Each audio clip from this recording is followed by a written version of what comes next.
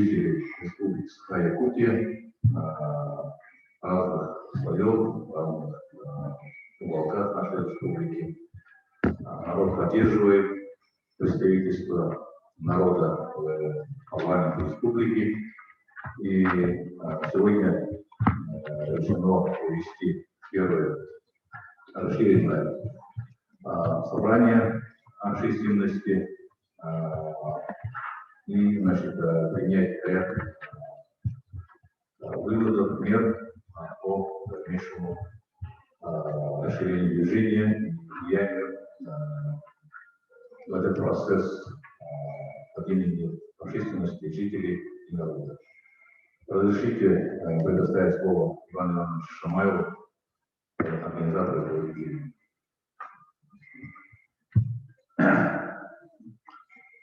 Добрый вечер, да, можно сказать. Еще не вечер, уважаемые коллеги. Так, ну, начнем наше собрание движения значит, общественности, которую мы назвали Уркиным 70, чтобы было ясно, какой вопрос мы ставим. Теперь, значит, что мы имеем? Сначала было обращение, которое вот на столах есть, если хотите, я могу отправить, вот обращение уважаемых жителей республики, уважаемых народных депутатов, подписанное 12 членами инициативной группы. Ну, члены инициативной группы почти все здесь присутствуют, да? Вот. Потом, так, какой числа здесь телефон? Вот инициативная группа плюс 25 марта мы здесь вот на этом месте собрались и провели, значит, собрались и решили, что мы организуем значит, движение «Финансирование». Вот это второй шаг. Так? Теперь сегодня третий шаг. Считаю, что движение уже есть. Мы уже проводим уже собрание значит, движения «Финансирование». Так? Дальше. Сразу я скажу, чтобы не забыть, вот на столах есть два вида подписных. Вот, значит, один очень короткий, вот это фактически по предложению Александра Жуковского. Здесь на листе, значит, лицевая и оборотная сторона, и лицевой здесь у меня 25 подписей. Вот, ну вот, как мы предлагаем, значит, в качестве подписного есть длинное письмо, ну, это письмо, о котором я уже говорил, это письмо, значит, позволяет объяснять людям, которые хотят узнать подробнее, еще, так сказать, поточнее, и это письмо тоже можно, вот те, которые собирают подписи, могут брать с собой. Так, дальше. Ну, это уже есть, и тут вы вариант письма. Вот с тем же письмом инициатора. Единое письмо, которое мелким шрифтом, значит, отпечатано. Хорошо. Следующий, значит, шаг какой должен быть. Это уже мы, значит, четвертый шаг, да, будем говорить. Четвертый шаг – это организация движения Уркина 70 на местах. Так? Важно, ну, понятно, что решение принимается Уркина по этому вопросу, окончательное решение, так? И, значит, на местах население, избиратели должны обратиться к, значит, допустим, депутату, вот, который с нами присутствует, с обращением поддержать нас вот в этом вопросе. Так?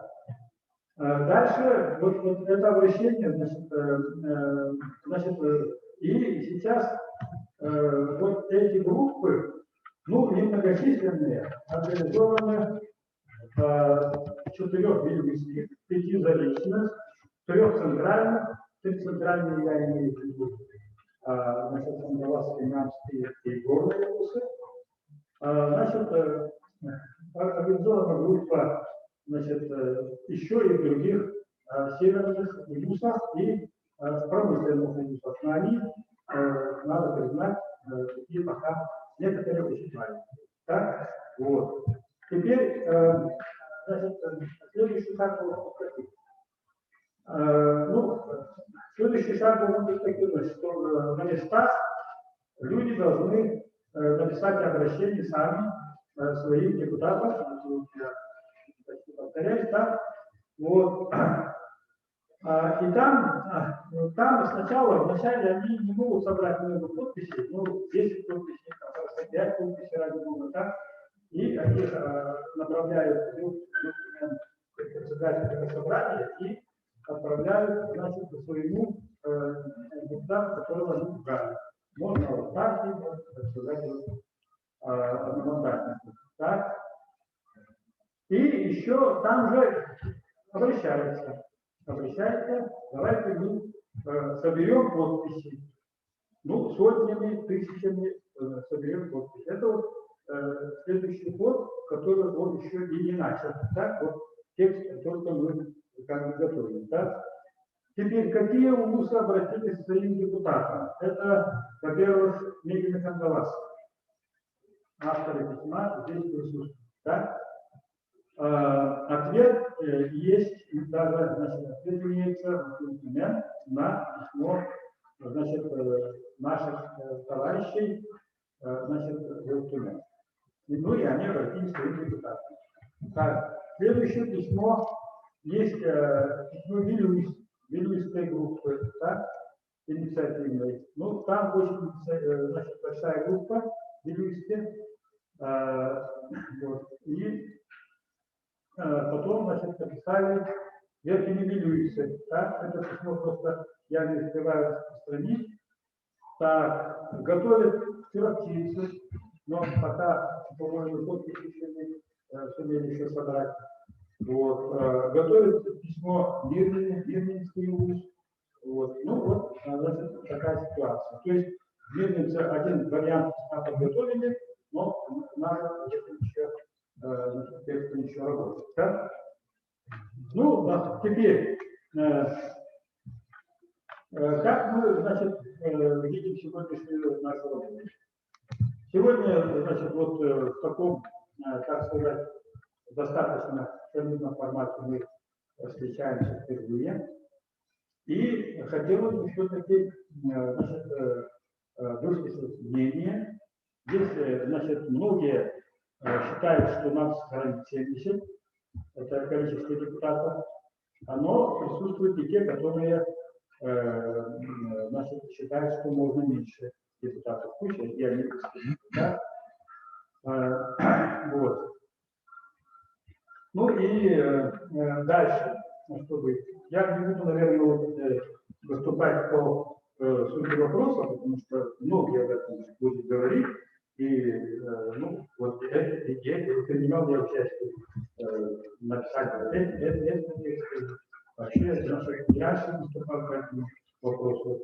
Я считаю, что мы должны сохранить 70. Так? Вопрос, значит, в каком соотношении должно быть количество одномандатников и количество партийных депутатов по партийному списку, это, я считаю, следующий вопрос. Это следующий вопрос, вот, который тоже, конечно, надо будет решать. И тут у нас уже здесь будут разные точки зрения, и поэтому мы не должны, так сказать, рассыпаться по вариантам. Да? Вот.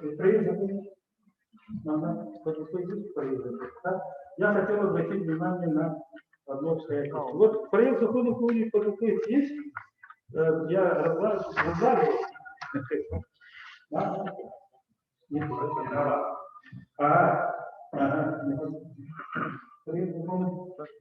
Ну, ладно, значит, я пока не скажу. Там речь идет о статье номер.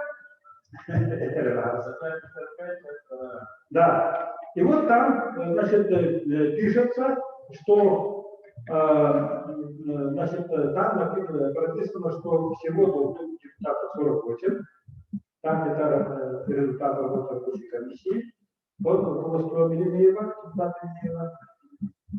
Так, и там же написано, что партийный список это 12, и, значит, 36 это, значит, по округам, планово-мандатным округам. Так? Ну, тут, наверное, все знают, что значит 36. 35 мы сохраняем, 35, значит, мы сохраняем, считает, значит, эта комиссия, и один округ, это добавляют одномандатный округ в городе Якутске, считает, что количество жителей увеличилось. Вот так. И вот они считают, что составители вот этого варианта считают, что это хорошо, потому что вот, люди будут не волноваться, нарезанные округа не будут тронуты. Вот так, да? Вот. И вот здесь, в этой статье, вот, когда будет решаться вопрос голосования, наверное, вот уже сейчас надо отрабатывать, как это голосовать. Значит, понятно, что поправка будет очень большая. И значит, депутаты заранее должны готовиться к тому, чтобы голосовать, по крайней мере, по острым вопросам по статье. Ну, по этой статье особенно, но эту статью, наверное, еще придется на 2 части. Я думаю, что это вот, позволяет, это логично, мне кажется, так, и можно такой вопрос ставить. То есть, первым надо решать вопрос количества депутатов сохранить 48, 35, ну или 70, на котором, допустим, мы не ставим. Правильно? Так, ну и следующий вопрос – соотношение количества одномандатников и партийного списка. Так? Вот этот вопрос уже должен быть уже следующий. Так? Ну и вы знаете, что разные, так сказать, представители от ИУТМЯ и вообще, значит, власти, население имеют на этот счет, так сказать, разные точки зрения. Ну, в основном 2 точки зрения. Сохранить 50 на 50 или, значит, делать 25 партийных список плюс 75, значит, коммунальных. Вот так. Ну и давайте, значит, мы начнем, так сказать, прения, как это говорят, да, выступление. Вот, ну, кто хочет, уже готовьтесь. Мы еще заранее, значит, списки выступающих не готовились. Так. Рабочий у нас язык 2, значит, 2 государственных языка мы будем пользоваться без проблем. Так. И что я еще хочу сказать? Я еще хочу сказать, так сказать, поделиться со своей мечтой сегодня, так, вот в начале, так сказать, сегодняшнего нашего вот такого форума. Вот, я распространял сегодня текст, в котором призывал, ну, это был текст, так сказать, обращен во все, так сказать, регионы России. Но они дошли до тех регионов, с которыми у нас есть связь, это много, конечно, регионов 10, наверное, будет, так? Вот, ну, там, где это письмо получили, была реакция положительная, значит, это необходимость организации не общественных, а народных палат, которые вот в таком, так сказать, духе, вот так, как мы сегодня собрались, должны организовываться в регионах. Независимо от партийной принадлежности, независимо, естественно, от вероисповедания, национальности и так далее, народные палаты это должны быть площадкой обсуждения вот таких главных животрепещущих вопросов. Вот. И я считаю, что да, здесь, значит, она не должна быть, значит, какой-то оппозиционной. Но оппозиционеры, конечно, должны иметь право присутствовать. И должны иметь право присутствовать их представители власти, представительной, значит, исполнительной, судебной, ради Бога. Вот так.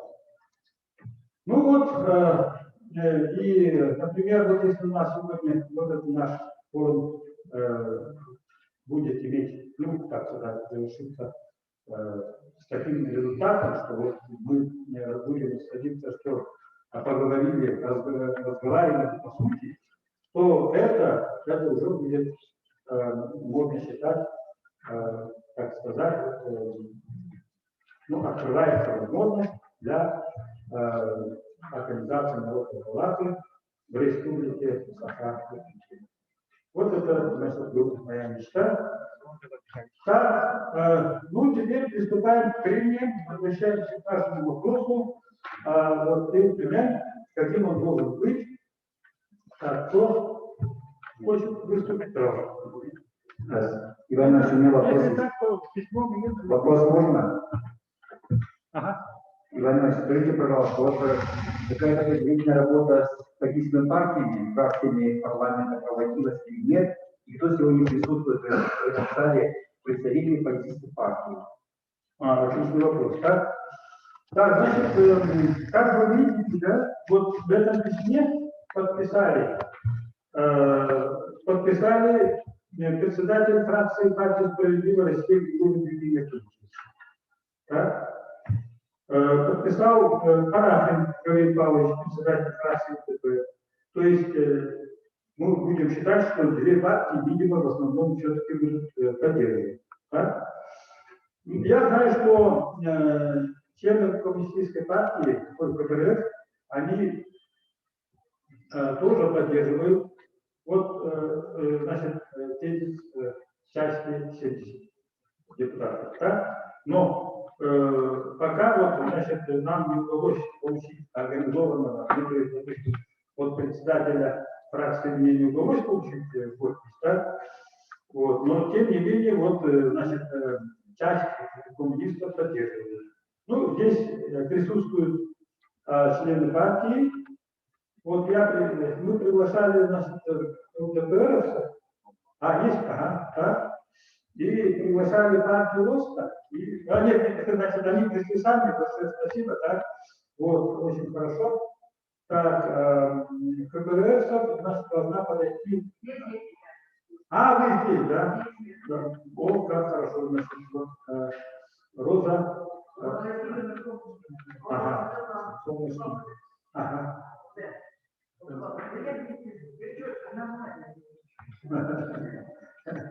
Вас там не видно, да? Ну вот я ответил, да, на ваш вопрос, спасибо. Так, добрый вечер, участники форума. Я, как избиратель, вижу одну большую справедливость, деление избирателей по округам от численности населения. К примеру, арктический ВУЗ, 4 ВУЗа имеют полного депутата. И вот я считаю, это ущемление прав избирателей. Вообще, я придерживаюсь такого мнения, что каждый ВУЗ должен иметь своего депутата, независимо от количества населения. И город Якутск тоже должен иметь одного депутата. Не с города Якутска, сейчас, по-моему, 16 депутатов с города Якутска. Вообще из Якутска, вообще со всех этих вузов, должен быть обязательно представительный орган обязательно должен быть представитель. Я настаиваю на этом. И смотря новую редакцию, 48, в принципе, я считаю, что количество по партийному списку уменьшилось, это тоже неплохо, количество на мандатах увеличилось. Но в этом направлении надо двигаться, Раньше как-то 5 на 35, это вообще неправильно. И было засилие одной партии. А сейчас более-менее нормально, расклад пошел более нормальный, хороший, в этом ключе надо двигаться. Но я так считаю. Давайте я тоже в продолжение. Афанасий. Здравствуйте, коллеги. Меня зовут Тимошенко Сергей Владимирович, я председатель партии Российской. Афанасий Павлович прямо у меня с языка снял, я только вот записал, что в каждом районе должен быть как минимум свой депутат, то есть не привязываться к численности населения, тем более географическое расположение, дальняя удаленность, труднодоступность, то есть как можно 4 округа объединить, которые там в арктической зоне, которым добираться, то есть можно только с одного округа в другой, только через Якутск. А учитывая стоимость билетов, сложно, то есть как добра, то есть депутату, если не имеешь свой вертолет, самолет, это просто невозможно. Я не имею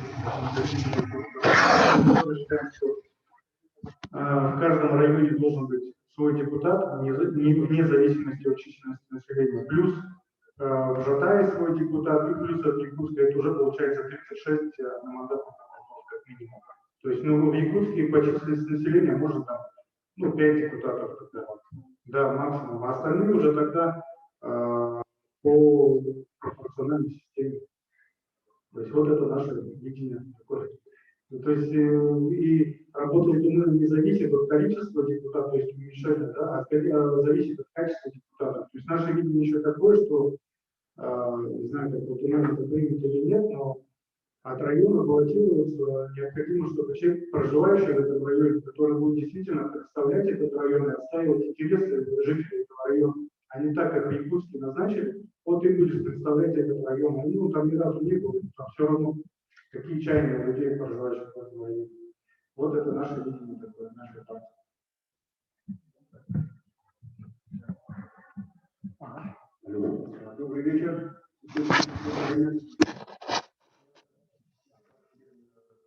Российская партия России, как ветеран, самая старейшая партия России. Значит, предлагаю оставить 70 депутатских. Ну, во всех развитых странах депутаты избираются только по партийному списку. Значит, нам надо перейти не только сохранить 70 мест, но надо перейти именно по партийным спискам и желательно с каждого района. Что если даже район имеет там 20 тысяч жителей или 1000 жителей, должен быть свой депутат. Ну, в данном этапе, вот когда выступил глава республики, я посмотрел по телевизору перед Новым годом послание, и никто не возмутился. Он предложил только 25% по партийному списку. Но это нигде не видно такого. Нигде в стране нет, что в любой стране это видит. 25% по партийному списку такого нет практики. Я даже удивился, это почему не противились этому, не возмущались, особенно депутаты Единой России, которые вот довели Емельянова в течение последних 3 созывов вот к такому состоянию. Если вот согласятся на это, 40 секунд это место, надо этот Емельян досрочно надо распустить, ну и выборы, что должны пройти тогда, мое мнение. Спасибо. Спасибо. По ведению замечательно. Просьба представляться всем. Хорошо? Спасибо. Друг друга впервые видим, не говорю. Вольверов Юргун Васильевич, ветеран партии и ветеран труда Республики Саха-Якутия. Так, дальше.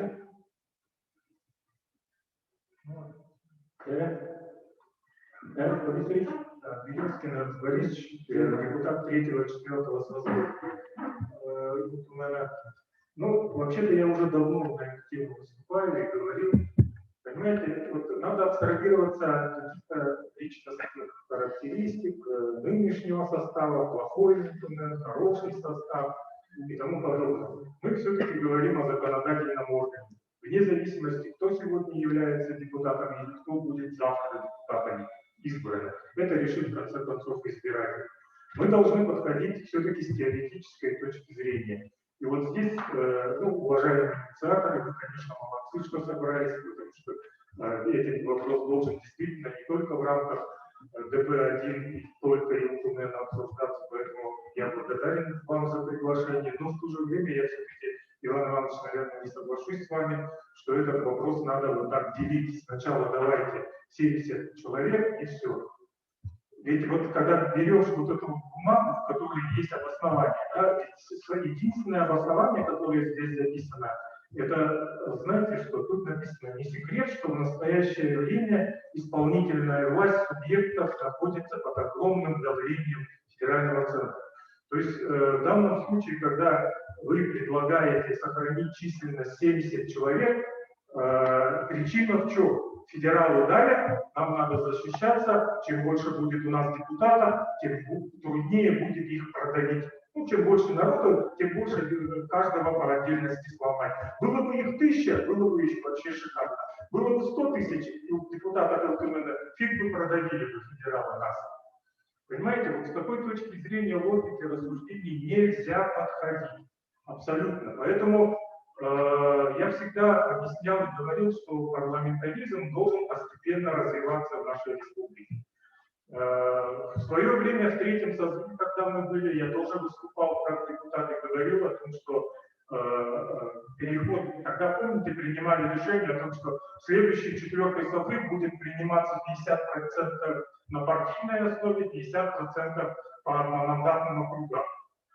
Но в то же время я уже тогда говорил, есть два пути, не количество, а два пути. Причем один путь связан именно с возможностями бюджета, что оговорено в федеральном законе об общих принципах устройства законодательных представительных органов. Это где говорится о том, что если количество избирателей, как здесь написано, менее миллиона человек, то парламент должны составлять численность там не менее 25, но не более 70. Это финансовые ограничения, которые существуют по всей России. И вот исходя из этого, если мы говорим о партийной основе, то я всегда говорил и буду говорить о том, что нужно делать профессиональный парламент. Ну, слово профессиональное это условно, вы все понимаете, это значит депутаты, которые получают заработную плату и работают на основном рабочем месте.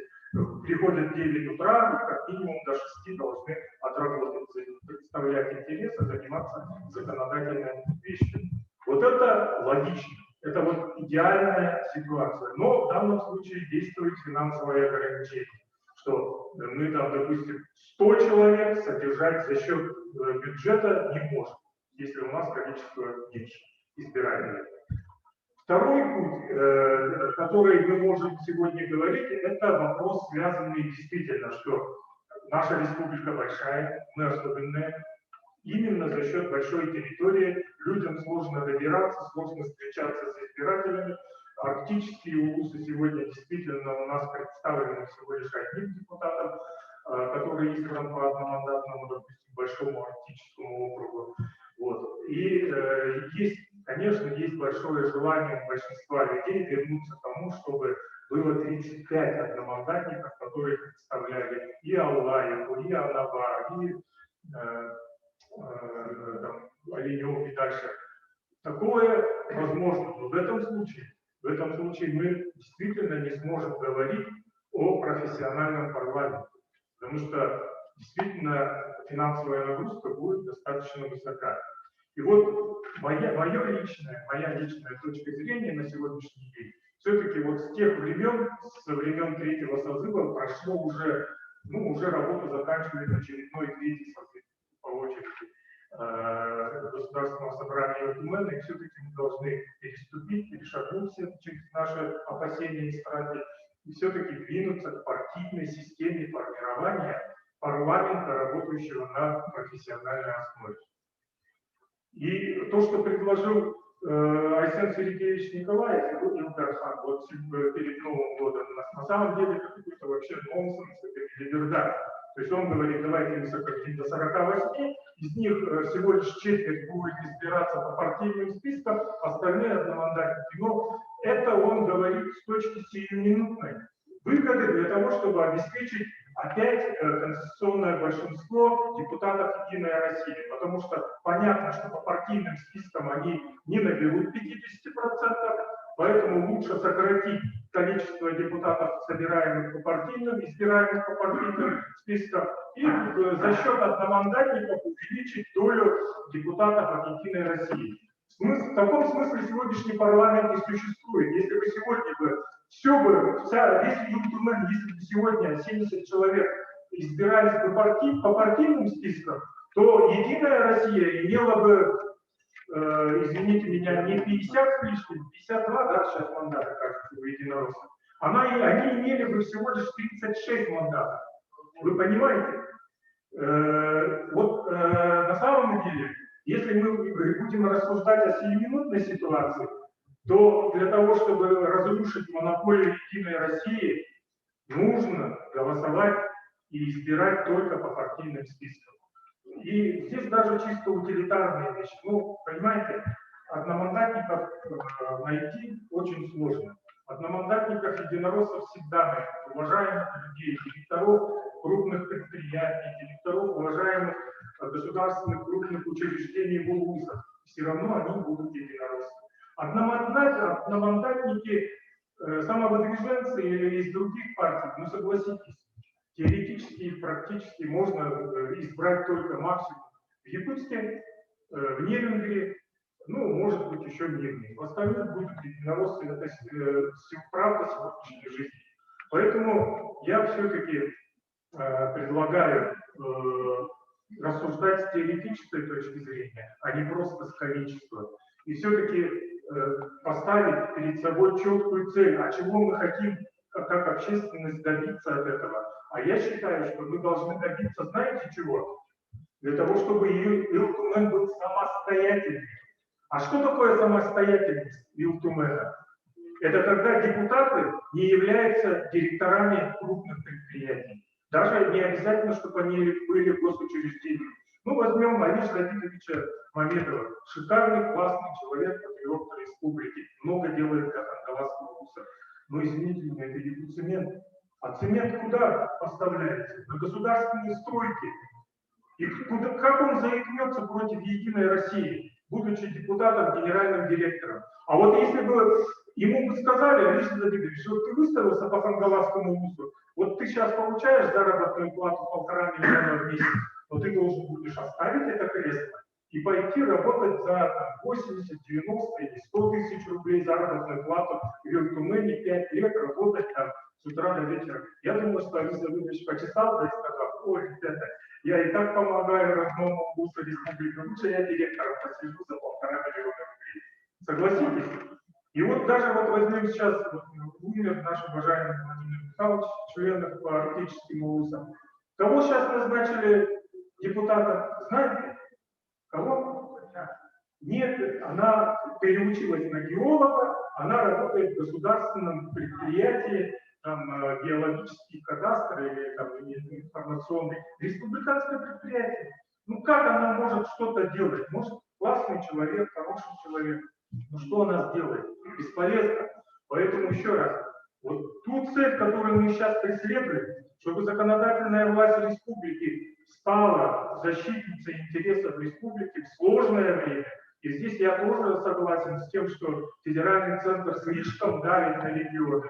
Вот сегодня утром только прочитал выступление Кудрина Алексея Леонидовича. Это сейчас он был раньше моим коллегой, министром финансов России, сейчас он председатель счетной палаты. И вот сегодня прочитайте его статью в РБК опубликованную. Он тоже сказал, как председатель счетной палаты, что федеральный центр излишне забрал полномочия у регионов, тем самым подорвал их бюджетную и финансовую основу. Это уже говорит сам министр финансов, который как раз всю эту методику формирования бюджетов России, регионов сам же и принимал и разрабатывал. Сейчас уже став председателем отчетной палаты, он уже другого мнения. Поэтому мое мнение, в первую очередь надо рассуждать не о количестве. Это уже будет не второй этап. Мы должны в первую очередь рассуждать, какой мы хотим видеть парламент. Работающий на профессиональной основе или нет. Если мы говорим о работающей на профессиональной основе, сразу вытекает второе, что, конечно, 70 человек это дороговато для нас, для жителей республики, содержать 70 человек, работающих на постоянной основе. Если же мы с вами говорим, что нет, пусть будет люди работают на общественных началах, ничего страшного. мы постараемся таким образом избрать людей, пусть даже он будет директором государственного учреждения или директором ГУПа, подчиняющегося конкретному министерству, но все равно давайте все-таки избирать людей на общественных началах. То тогда действительно нужно говорить, что не надо сокращать численность. Там работает человек 18 председателей бюджетных комитетов, плюс 3 освобожденных там за год председателей ЮТУМЭНа и 2 их зама. Вот 21 или 22. 19. Вот человек мы содержим за счет бюджета, ну остальное там аппарат государства. Вот такая логика, то есть не от численности, а от двух принципиальных вопросов должно исходить. А вот когда вернемся ко второму вопросу уже, возникает следующий вопрос. По партийному или не по партийному? Вот то, что предложил Илгархан, однозначно неприемлемо. Я вот категорически против такого предложения. 25 на партийной, 75 одномандатников. Это ересь. Действительно, такого нигде нет. И это шаг назад от парламентаризма. Вообще, это просто деградация парламентаризма, то, что предложил он. Поэтому, наверное, я долго говорю, но еще раз немножко констатирую. Первой позиции мы должны определить профессиональный или непрофессиональный. Если мы говорим профессиональный, то надо сокращать численность. Второй уже вопрос. Это по какому принципу избирать? По партийному или одномандатным округам? Если мы говорим о том, что мы делаем профессиональный, количество сокращается, то только партийный должен быть список. Почему? Потому что действительно в сокращенном количестве мы все улусы вот так дословно не сможем представить. И поэтому партии, вот пусть избиратель, он уже, кстати, и привык все-таки на партийную принадлежность уже люди смотрят. Ну, правда, они смотрят сейчас с призмы такой, не единорос, но, может быть, единороссы когда-нибудь станут хорошими, и люди будут говорить: ой, давайте голосовать за единороссов. Но это, конечно, сиюминутные вещи, но мы сейчас должны все-таки рассуждать теоретически. Понимаете? Вот я попросил бы и предлагаю дискуссию начать с этого, а не с численности. Спасибо.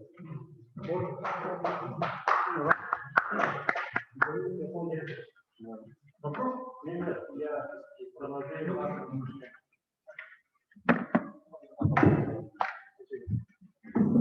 Гавриил Мессингов, депутат второго съезда Госсобрания. Последнего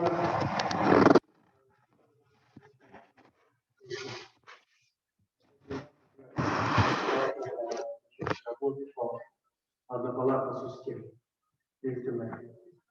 Ситуация вот в чем. Если мы ведем речь о законодательном органе, представительном органе, и, как записано у нас в Конституции, Госсобрании, значит, и контрольным органом, нам надо всегда исходить из принципа закона. А что такое закон? Это вот определенные рамки действий. Значит, у нас по законам о общих принципах, которые вы упомянули, региона разрешено до 70 депутатов. Это максимально. И мы должны, как представительный орган, иметь именно это количество. Это. Потому что мы, когда работали, а для нас первый создан, не такая непростая ситуация была. Но республика выжила. Практика это показала. В чем было преимущество двухпалатных в Ильтюмене? Я чуть-чуть расскажу попозже. Второй, значит, ограничивающий нас момент, это так называемое избирательное законодательство. То есть сейчас по Конституции Российской Федерации каждый избиратель имеет равное право с каждым избирателем. Никто не имеет преимущества. Если вы говорите о том, что вот что делать? Такова наша география и так сложилась, что на северах у нас, конечно, население меньше. Если подойти по принципу, значит, один голос, одно избирательное право, то, понимаете, вот, значит, нам надо найти пропорцию избрания депутата. Пропорция должна быть. И для этого устанавливается соответствующий, значит, параметры количественные. И тогда у нас севера не могут как бы представлять один район. Потому и объединяется один такой большой избирательный округ. А вот большие города, конечно, имеют преимущество. Как можно выйти из этой ситуации? Имея такие, понимаете, принципы действия законодательства Российской Федерации. Притом, я хочу подчеркнуть, что избирательное законодательство, это законодательство имеет прямое действие на всей территории Российской Федерации. Прямое. Если мы вот свое желание будем говорить по поводу того, что мы видим из каждого вуза депутата, прокуратура тут достанет и скажет, что у вас недействительно понимаете определены избирательные права. Ущемляете права других избирателей. То есть один избиратель, условно говоря, Лаевского района, он будет представлять, понимаете, голос почти 20 или 30 или 50 или 100 избирателей в городе. Кто согласится с этим? Это всем понятно. Выход только такой, мне кажется, не надо выдумывать и придумывать. Это, по-моему, практика показала, что республика имела двухпалатный инструмент, и они работали очень хорошо. И никакая прокуратура не имела шанс, как бы сказать, своих людей. В чем, значит, преимущество двухпалатной? Притом я сторонник 70 именно количества 70 депутатов. 35 это работающие на профессиональной основе, постоянно. Они должны быть. Соответственно, значит, они пусть избираются по тем, как, значит, их надо определить, исходя из принципа, так сказать, равности голосов, сколько там будет этих. 35 должно быть округов. Так? Вот. И на один округ сколько приходится количество избирателей, они определяют. Так? А 35 это надо выйти, тогда раньше с каждой УРУСа один депутат, так называемый Верхняя палата республики. А сейчас вот сюда надо, поскольку законодательство Российской Федерации по избирательному, да, введено, может быть, именно, так сказать, присутствие партийных, ну, по партийному принципу, выдвижение, там, депутаты, представляющие партии. Вот 35 можно было бы посмотреть на принципы партийности. Знаете, вот определить, и они будут представлять, так называемую, ну, условно говоря, палату республики, как это что правильно называется. И они будут присутствовать только на пленарных заседаниях. 35 это на постоянной основе. Здесь, значит, возможно, поскольку мы имеем свои полномочия республика, да, вот, на тех, которые будут на постоянной основе работающие, можно было бы посмотреть возможность игнорирования принципа партийного выдвижения кандидата, чтобы было представительство народа, потому что в Конституции преамбуле пишется, что источником власти кто является? Не партия, не общественная организация, а народ. Знаете? А партийный принцип мы, так сказать, как бы сохраняем при избрании именно, так сказать, вот верхней палаты. Ну, условно, это как называется, еще надо какие-то подумать. Вот этот вопрос был бы, мне кажется, на обсуждение, да, но это мое предложение. Но я, в принципе, понимаю о том, что именно партийный принцип выдвижения кандидатов сохраняется в избирательном законодательстве. Я вообще бы, если республика имела бы возможность, вообще бы я отменил партийный список. Потому что ситуация у меня серьезная. Один судья Конституционного суда сказал: устав партии, и ты никуда не денешься, должен исполнить волю партии, даже если ты в душе против. Не народу. Да? Именно. Понимаете, и получается по существу, как бы партия стоит над народом. Этого не должно быть. Я бы даже сказал о том, что ну, это наша воля. Именно вот соответствующий разговор, что мы именно можем, чтобы олигархи не были, в том числе, Потому что партия, она же будет финансироваться за счет определенных, так сказать, сумм. Заинтересованы в ней таких людей. А надо общественных организаций, которые проявили себя на уровне, там, скажем, республики или ВУЗ. Там, где именно стекается общественное мнение народа. Но это вопрос, который я просто, так сказать, сырой, я понимаю, только озвучил. Вот тогда республика была бы особенная в своем избирательном законодательстве по формированию вот, представительного особенного. При этом не нарушается никаких, понимаете, вот, грубо российское законодательство прямого действия. Спасибо. Уважаемые участники, давайте введем по времени 5 минут. Нет, 5 минут. Временно особо.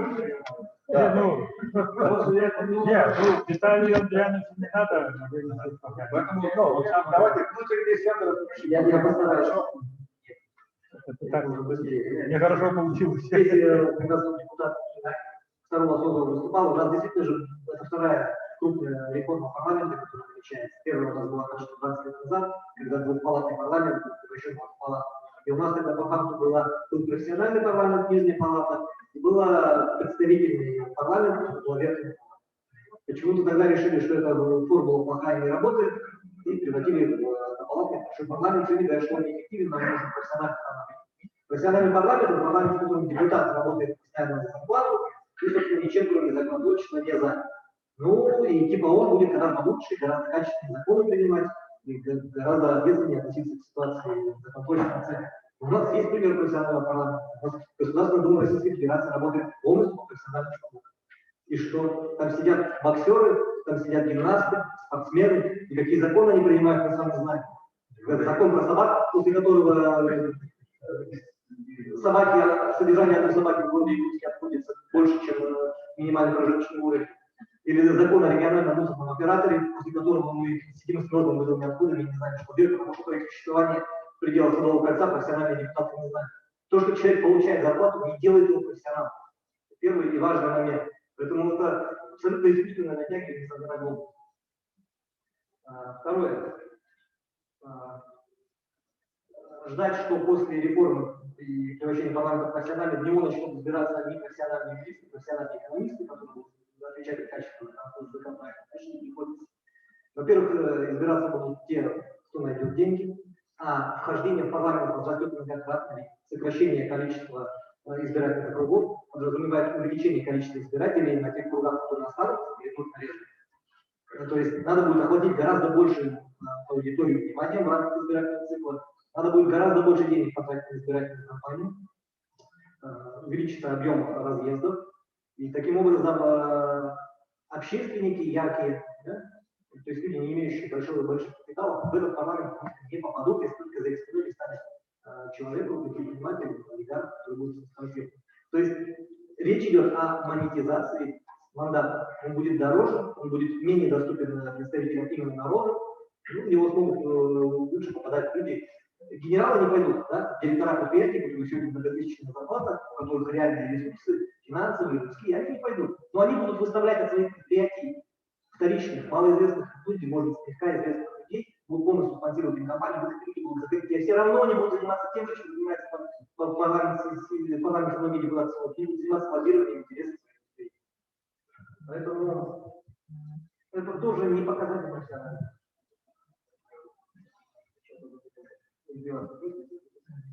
Ну, конечно, нарушается принцип представительства, да? У нас 35 УСов, 34 УСов, 2 городских округа, и 48 мандатов в республике, кто-то все равно будет потерян. Причем, либо нарушится принцип социальной справедливости, в городе Якутске проживает более трети населения республики, значит, в городе Якутске у нас надо найти более трети всех мандатов. Такого не сделать, либо город Якутск потеряет, либо обделят Арктику, там, где 70 тысяч человек проживает, на 13 улицах. И как решать вопрос представительства? Он не будет решен, к сожалению. Далее. При всех красивые слова про профессиональный парламент, мы по факту получаем очень дорогой и очень закрытый, очень дорогой кандидат. Сегодня у нас из 70 депутатов 19 получают зарплату, и парламент вместе с аппаратом нам стоит порядка 3,5 миллионов рублей.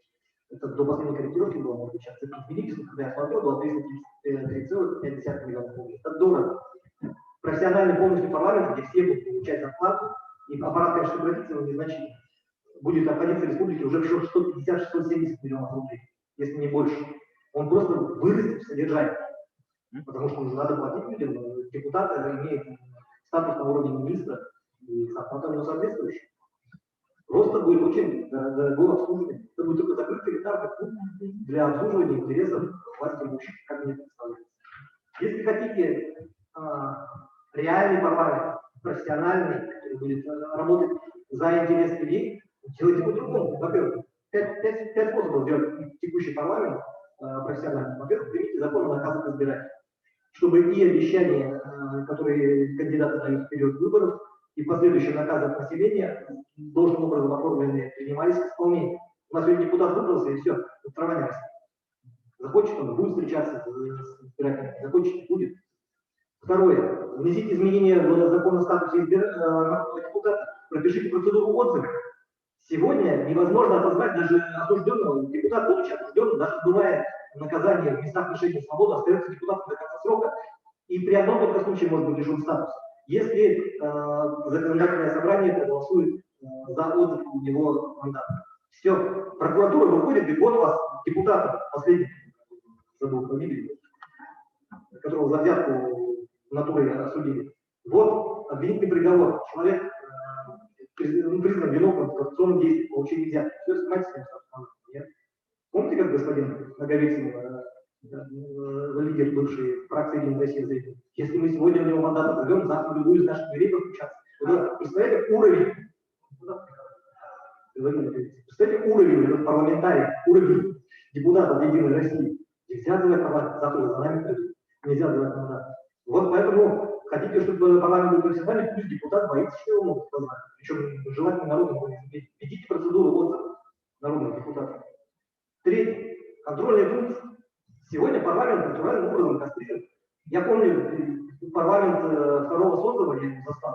Я помню какой там уровень контрольного комитета. Это были мамонты, зубры, тяжеловесы. Министры на подгибающих ногах заходили в контрольный комитет. Сегодня Перфилип вообще неизвестный, один из самых молодых депутатов в Болтумане. Вообще абсолютно беззубый. Контрольный комитет, главный контрольный надзорный орган парламента республики. Вообще ни о чем. Он не считаются, его никто не видит, чем он занимается, никто не знает. Якобы передали все функции счетной палате.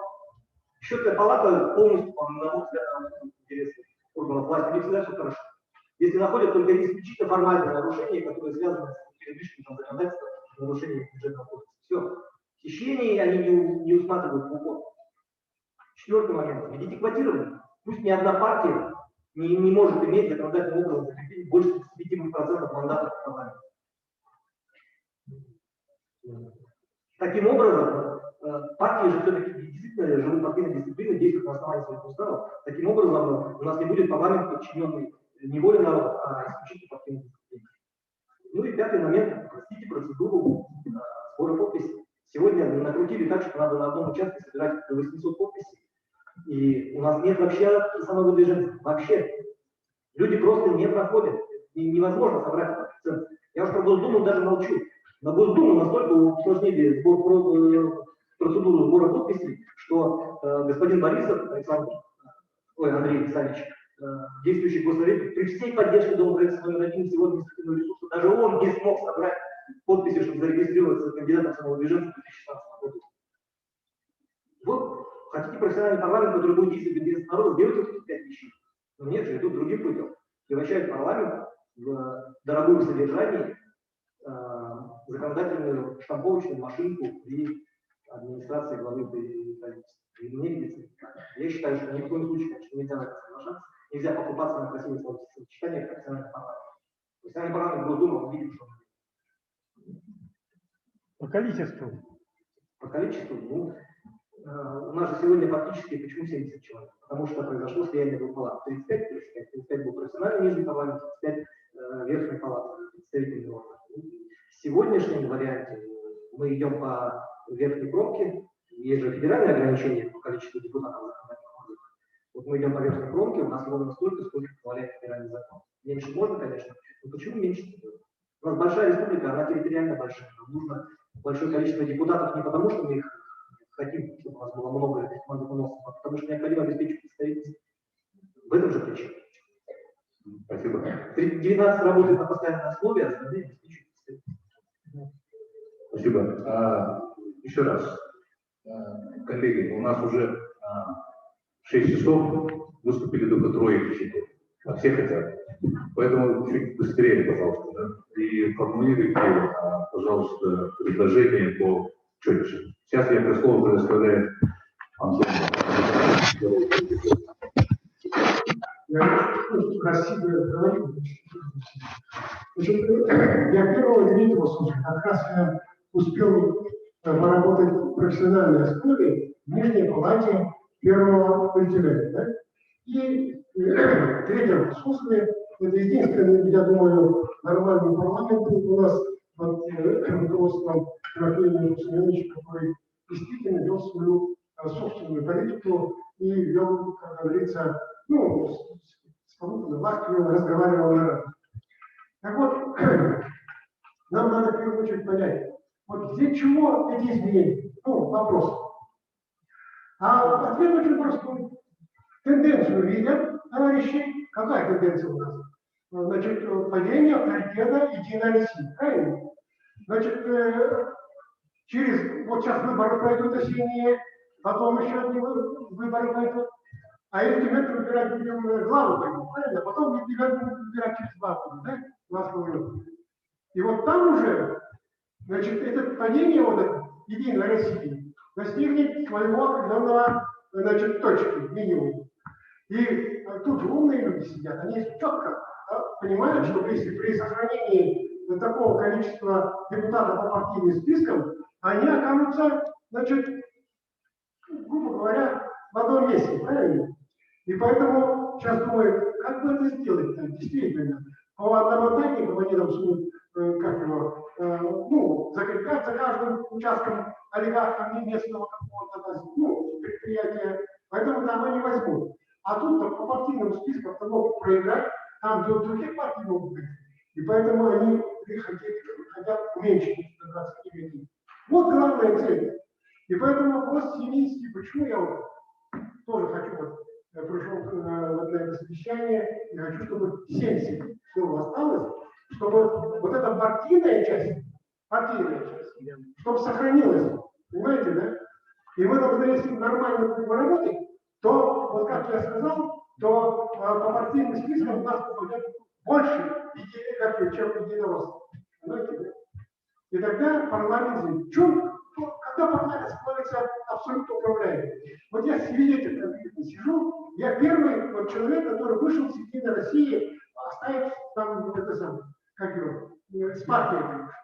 Единой России я был с Владимировичем Западова, значит, и так далее. Мы Михальчука, значит, вот когда 222 законом воевали, да, и вот Единая Россия наша республиканская Единая Россия, она действительно воевала. И наш президент Шклов, честно говоря, вместе с Шаймиевым, вместе с Лужковым, вместе с этим Хабаровским и так далее, ведь писали против этого закона. Против этого.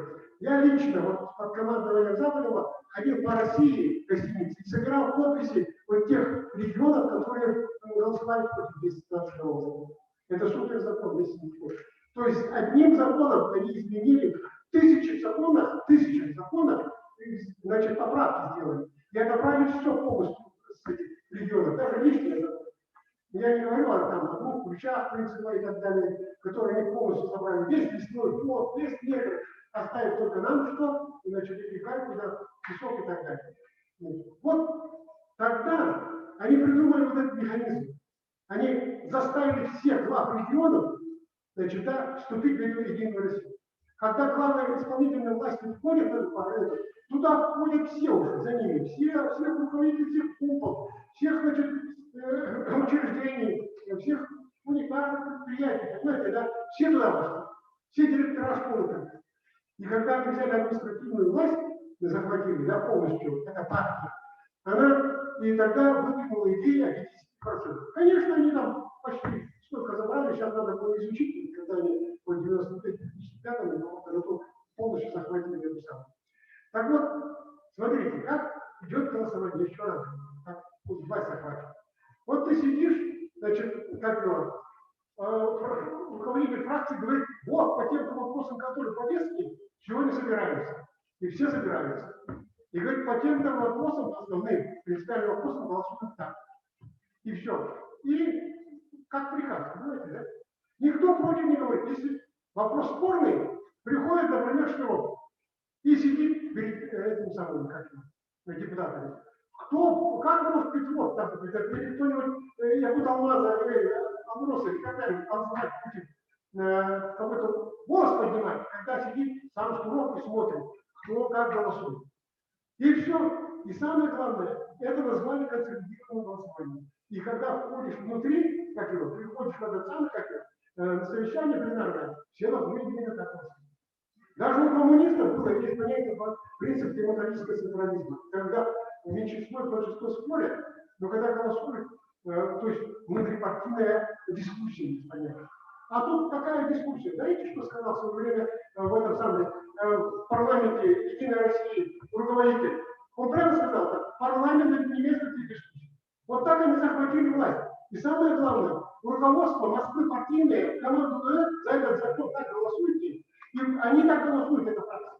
Потому что уже то, что человек становится не народный депутат, он не представитель вот этих депутатов, тех избирателей, которые, а он является партийным функционером.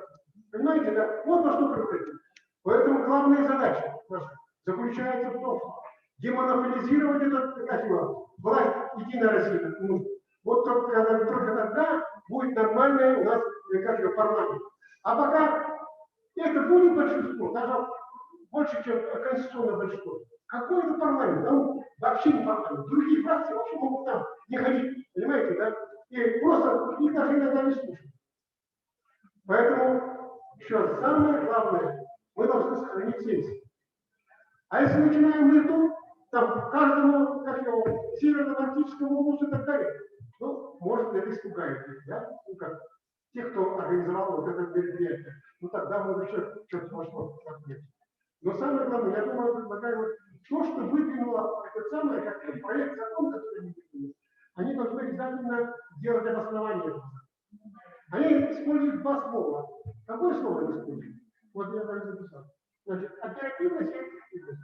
Так пусть мы тут не бараны сидим, да? Пусть, значит, Иринеев напишет на бумажке на 2 листах, значит, оперативность и эффективность как улучшается при, значит, такой структуре. 35 плюс 20. Так вот, вы в любом случае вы докажете, что это не так. Потому что он так, чисто если бумажно, статистически и так далее, он не может доказать, что это эффективно работает. Эффективно работало. Что? Федеральный закон, я не знаю, сейчас, как называется, вот, на компьютере сидят. Это мы тогда еще внесли в третьем финале, когда по телефону даже, как по факсам отправляли свое решение по этому закону, по федеральному закону.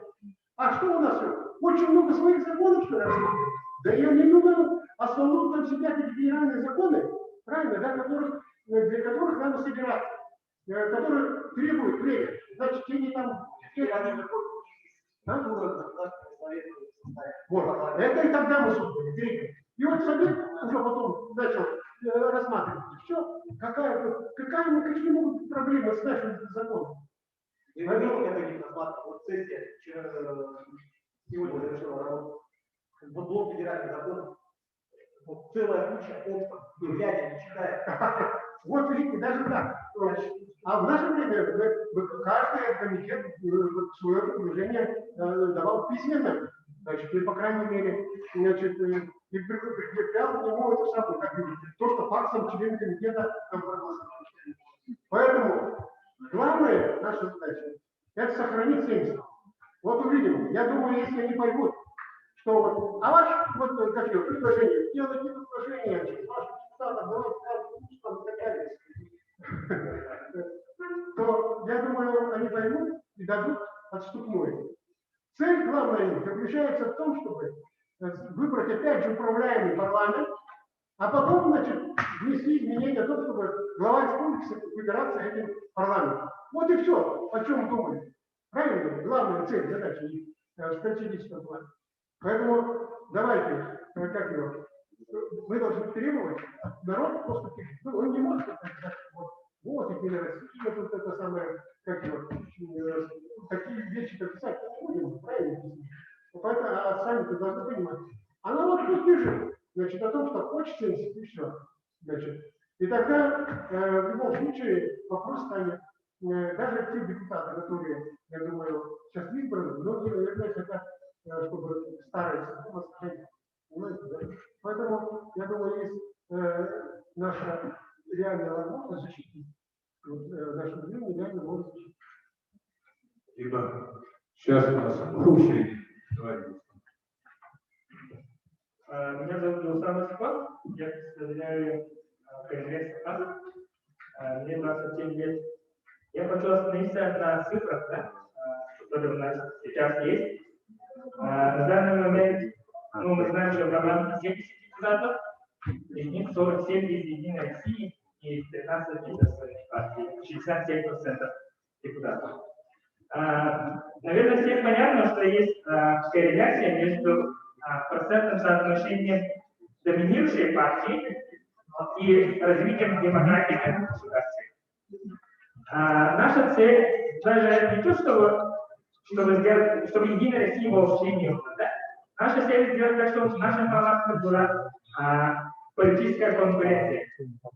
Например, в скандинавских странах, Норвегии, Финляндии, Швеции, да, процент доминирующей партии не достигает 30%. В нашем случае 67%, а в Государственном Думе еще выше, да? В Государственном Думе. По предложенному законопроекту, конституционному проекту, да, количество депутатов в парламенте должно быть 48, да? 48, да. Ну, я изучил другие парламенты республик Российской Федерации. Такое же количество есть в Республике Мордовия. 48 депутатов. И из них 24 по одномандатному и 24 по партийному списку. И из этих 48 доминирующая партия, процент доминирующей партии составляет 94%. То есть 45 депутатов из 48 являются представителями Единой России. Этот процент даже выше, чем в Северной Корее. В Северной Корее процент доминирующей партии составляет 88%. То есть уровень демократии, да, в Северной Корее тоже есть несколько партий. То есть, что предлагает инициаторы этого законопроекта? Они предлагают убить полностью демократию в нашей республике. И, наверное, нам нужно как-то подумать, да, как сделать так, чтобы граждане республики были за представителями парламента, а не за парламент. Когда вот смотрим на социальные всякие комментарии, да, ну там есть, наверное, боты, но есть и реальные люди, которые говорят, вот вообще нужно отменить инструмент, то есть закрыть, да. Они представляют инструмент как министерство какое-то, которое можно, да, либо департамент, да, уволить всех депутатов и так далее.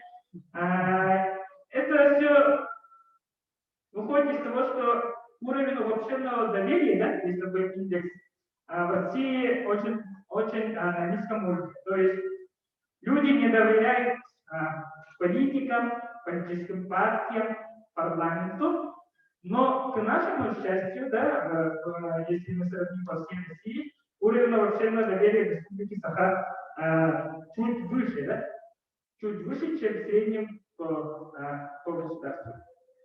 Так что наша цель, да, здесь собрались все очень умные люди. Наша цель именно вот отстоять 70 депутатов, так как, вот, Энис Борисович, вы сказали, что нужно по партиям смотреть, да, по партийным спискам, во-первых. Но по Республике Мордовия нам уже видно, что вот это не работает. Там количество имеет значение, будет ли в парламенте политическая конкуренция, плюрализм, да, политический, либо нет. Так что Иван Иванович правильно говорит, что мы собрались здесь, общественное движение, инструмент 70, а не инструмент там, сколько процентов по партийным, сколько по одномандатным. Про это число нам нужно подумать. Спасибо. Спасибо. Вот хотелось бы как пример выступления четко и аргументированно, без исторических экскурсий. Так далее, кто у нас? Сегодня вот собрались все опытные люди, оказывается, и депутаты, и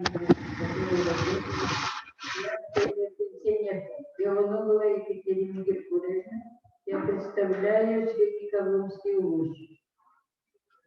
Волей судьбы я оказалась в городе Якутске, там, что могла получить у себя на родине.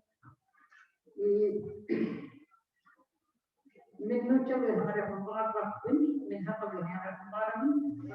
те, кто выступали, те, которые русскоязычные наши присутствующие, уже живут в нашей Якутии уже много лет.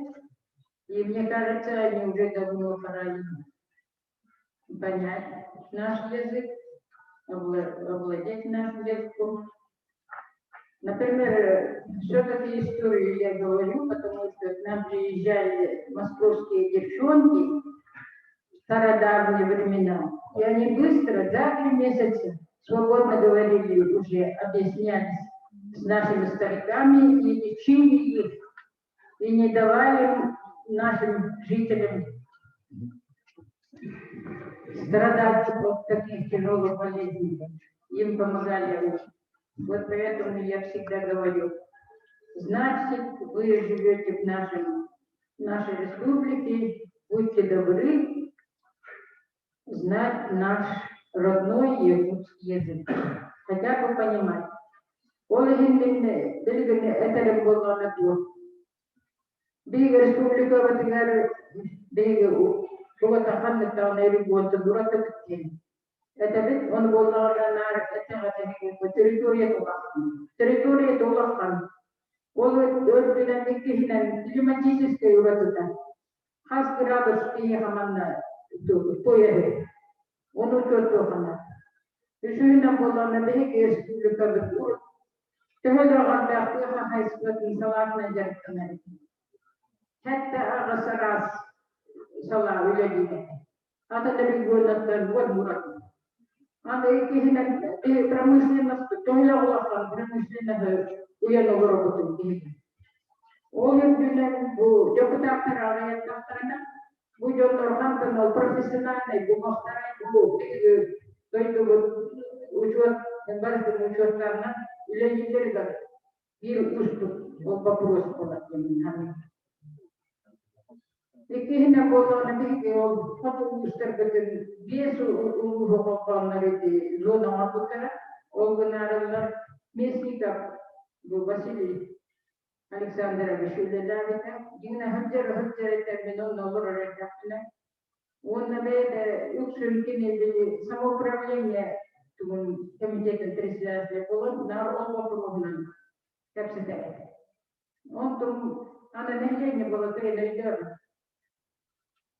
Барта ханна дарамео самоуправление по динару леги турада кенчо манна бог так кенчо капсан оли энте датчуэт калдан туран капсан он орко килдерен багаран туран ледарате окна баран те деваран ханна монтон пилига моллагана он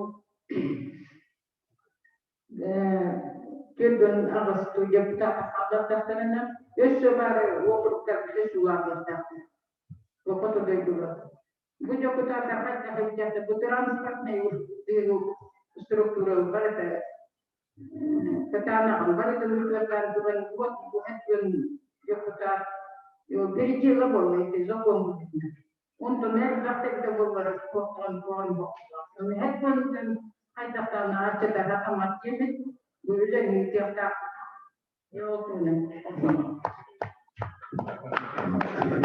Добрый день, Константин Федорович. Ну, я согласен с предыдущим оратором, предыдущий Анатолием Антоновым, Виталием Валерьевичем. Но хотелось бы заострить ваше внимание на некоторые моменты. Ну, лично я, конечно, поддерживаю вообще сам по себе идею палатного парламента. На мой взгляд, она более подходит для нашей республики, потому что все-таки у нас двухпалатный парламент создавался по административно-территориальному, то есть по улицам, да? То есть было представительство каждого улицы. Но это были первые два созыва, когда было опережающее законотворчество. Не было тех федеральных законов, которые определили избирательное право. Это два закона: 67-й закон и 184-й закон. Эти законы вышли в 99 году, 2004 об общих принципах организации законодательных представительных органов. И после этих законов как раз парламент стал одноголосым. Вот переход, в принципе, осуществлялся вот таким образом, потому что вступили в силу федеральные законы прямого действия. Что изменилось? Да? Вот после этого действительно вот палатный парламент невозможно стало избирать, потому что округа начали создаваться по количеству избирателей. Разница в труднодоступных районах могла быть не более 40%. Не более 40%. Ну вот я когда еще переводил пример, и в городе Якутске сегодня 200 тысяч избирателей, а на Варском было еще 2000 избирателей. Ну, 40% там есть разница. Сотни процентов, понимаете, да? Вот. Поэтому сегодня вопрос стоит не сколько о законодательном органе, а сколько о представительном органе. Вот парламент, да, надо понять, какова природа парламента. Природа парламента представительная, она не законодательная. Законодательная тоже вторая функция. Первая функция его именно представлять интересы народа. Вот это вот ее первая природа. А дальше уже законодательная, контрольная и так далее, и так далее. Да? Вот. Поэтому как добиться представительства? Вопрос в этом. Я вот что-то раз говорил о том, что можно было бы подойти по двухпалатному парламенту и избирать не прямыми, а последовательными выборами от каждого улуса через улусные собрания. Ну, было у меня такое предложение, но есть еще другой выход. Как обеспечить представительство? Мы, кстати, вот здесь пока это не рассматривается, но есть еще один выход, как можно обеспечить представительство. Это создание многомандатных округов. Многомандатных округов. Вот представитель Среднеколымского улуса очень хорошо сказал, что действительно, если будет 48 депутатов, то значит, округ будет еще увеличен, да? Соответственно, значит, как надо добиваться представительства северных улусов, а именно создание многомандатных округов. У нас есть мажоритарная и пропорциональная система, да? Есть одномандатные округа, есть многомандатные округа. Мы только рассматриваем одномандатные, да? А есть многомандатные. То есть, допустим, для северных улусов можно предусмотреть 15 мандатов, многомандатный округ. Тогда мы же сейчас говорим, северный улус одного депутата, да? Если мы там создаем многомандатный округ из 15 мандатов, значит они будут иметь 15 депутатов. Таким образом мы сможем обеспечить представительство вот этих вот северных улусов. Что касается партии, согласен, действительно, потому что весь мир идет по пропорциональной системе. Да? Пропорциональная система, да, партии должны быть действительно, правильно говорит человек, конкуренция должна быть. Раз конкуренция, значит партии должны обязательно участвовать. Если сокращать количество партий, то смысла нет, потому что, смотрите, там, Германия, там, да, смотрите, там, Великобритания, везде, да, везде, в общем-то, парламентские республики, там победившая партия, формирует правительство, там, и так далее, и так далее. То есть мы не должны отходить от этого принципа. Здесь, правильно говорят, нужна конкуренция. Демонополизация или конкуренция. Да? если не будет конкуренции, если действительно вот оставить 25% для партии, 75% сделать как бы одномандатниками, да, то таким образом мы ограничим конкуренцию. А вот представительство можно добиться за счет создания многомандатных округов. Ну, можно там посмотреть и выйти на цифру 70. Меня все. Спасибо.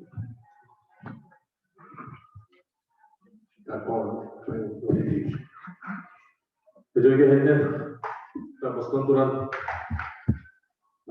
instrumennya sektor tidak awal serinya untuk presiden oleh Maktab dengan mengerti hanamji instrumen sektor mereka sudah dia untuk base orang buat membeli temnya koridor itu orang untuk asal merekaÜşühe iltümen ürünler bu federalni hukumları baratın Stockholm'ların üniversitetin toyakları üle sürümden nanurları tutaklıkları üle sürümden komitetlerge var. Komitetleri diğer dostlar hükümetinin başını görevi. Dördüğünden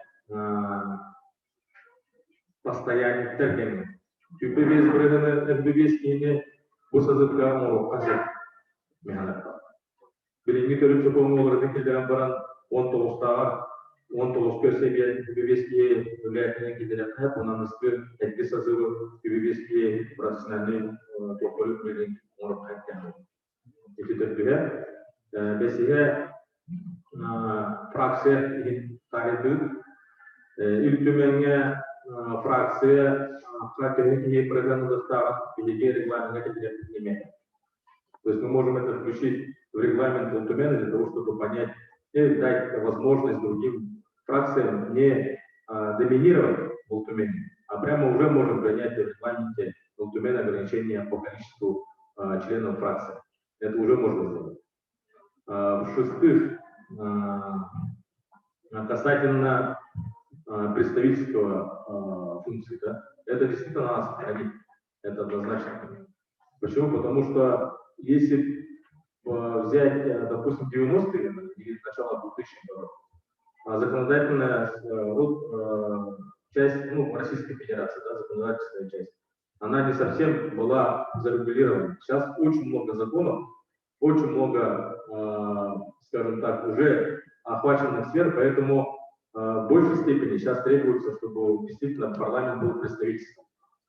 А законотворчество, вот иногда нас обвиняет, там мало законов принимает, мало своих законов выдвигает. Для того, чтобы выдвигать законы, человек должен работать с этими законами постоянно. То есть это понятно, когда исполнительная власть инициирует большинство законов. Это везде так на самом деле. И обвинять депутатов о том, что они не инициируют свои законы, это на самом деле то, что люди не знают, как законодательный орган работает и для чего он нужен.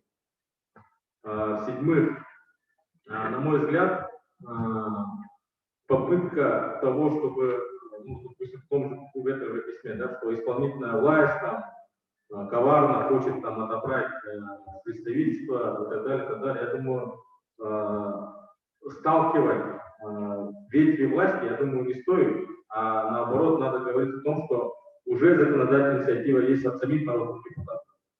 То есть это не исполнительная власть, потому что исполнительная власть предложила, чтобы Тумен подумал над этим вопросом, а депутаты приняли и уже внесли законодательную инициативу. Вот об этом должна идти речь, а не то, что там кто-то сейчас говорит о том, что Илдархан там прямо желает видеть минимальное количество депутатов. Это предложение.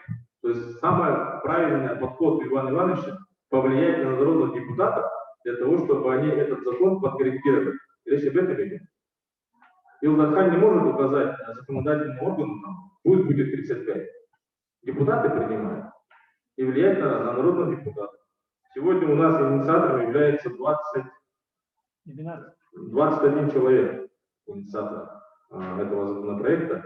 И изначально Илдархан говорил о 35 профессиональных народных депутатов, но он не говорил, что 35 это потолок.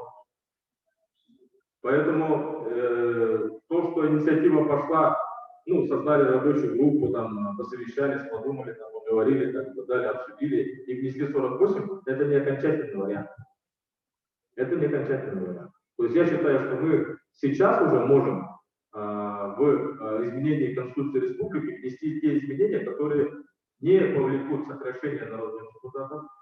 Это раз.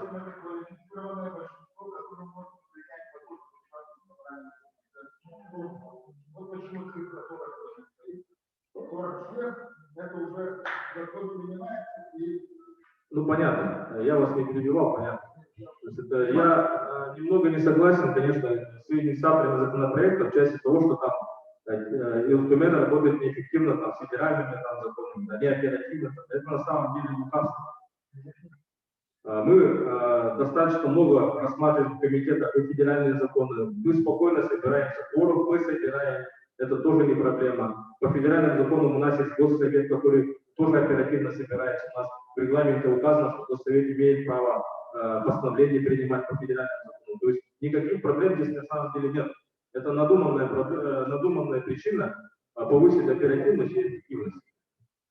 И в конце хочу сказать, я как народный депутат, если будет законодательная инициатива с вашей стороны, ваше общественное движение, готов его поддержать по сохранению 70 народных депутатов. Я готов поддержать, но вот в части соотношения 25% по партийным спискам, 50% сохранить. Я думаю, что все-таки надо сохранять тот параметр, который у нас есть. Махтал, спасибо. Можно спросить? Здесь можем ли, вот я нашел, вот в тот раз не нашел, вот этот пункт, который здесь одну статью при голосовании можно ли разбить на части, вот, значит, второй пункт. Государственное собрание состоит из 48 народных депутатов Республики Саха-Якутия. Вот первое предложение, отдельно. Потом второе предложение. 36 народных избираются по мандатным избирателям, 12 по республиканскому избирательному округу, пропорционально числу голосов. Вот. И тогда будет как бы последовательность действий. Вот это регламент, я думаю, позволяет. Ну, у нас в данный момент в Конституции прямо так и написано. Ну, то есть, вот как здесь вот текстовка есть, просто сейчас меняется количество народных депутатов и по одномандатному, и по партийным спискам. По самой текстовке Конституции написано. У меня конкретное предложение к этому отступлению депутатов. 36, вот не надо никакого момента, да, вот я еще раз говорю, вот здесь исследование приятное время. Через 10 лет не будет проживать 500 тысяч населения. Значит, весь инструмент, большая половина депутатов инструмента будет в городе. Вот это неправильно. Понимаете? Вот, поэтому вот 36 не надо вот это писать, да? Да, вот это уники. Поэтому вот это 36 не надо писать. 7 достаточно. Давайте вот. Как там будет уже? Мы же говорим о Конституции, которая вносится изменения. В Конституцию надо добиться, чтобы количество было 70. А как отрегулировать уже сам Илтумен, это уже закон, конституционный закон о государственном собрании. Вот там надо. Я пока вопрос снимаю, да, для большей определенности, и прошу, если можно, да, Роза Васильевна, вот, значит, передайте, пожалуйста, микрофон Розы Васильевне, да? Значит, КПРФ, город Алтай, издалека. Я всех приветствую, особенно Ивана Ивановича Шамаева, который пригласил меня сюда вот на этот, можно сказать, общественный форум, потому что придается огромное значение гражданскому общественному мнению. Именно вот так создается демократическое общественное мнение. И это я впервые наблюдаю именно здесь. Я с таким интересом шла сюда, чтобы услышать варианты, полифонию голосов, мнений, мыслей, размышлений, может быть, где-то противоречащих друг другу, но очень важных, очень важных. Каждое предложение, конечно, нужно посмотреть, обсудить и так далее. Я что хочу сказать? Да, я коммунист. Я шла к депутатскому мандату 10 лет депутатской работы в Алданском районном совете. 10 лет. 2 созыва. Значит, в одной комиссии, которая, значит, работала и по вопросам здравоохранения, науки, социальных вопросов, жилья и так далее, и так далее. Вот так вот нарабатывается опыт работы будущего депутата. И поэтому я что хочу сказать. Вот сколько мнений, сколько мыслей, столько мнений, и поэтому очень важно не упустить то, как мы будем идти вот именно вот в гражданском самосознании к настоящему демократическому парламенту. Конечно, я за то, чтобы было 70 депутатов, 50 на 50. Вот я сама одномандатник. Вы знаете, я боролась с 3 молодыми людьми, но путем многолетних вот этих вот, вы знаете, общений с народом, с простым народом, путем того, чтобы разъяснять направление своей деятельности, это надо было собирать действительно людей на площадях и говорить ясно, четко и просто. И я говорю точно так же ясно, четко и просто, почему на сегодня депутаты не добьются того,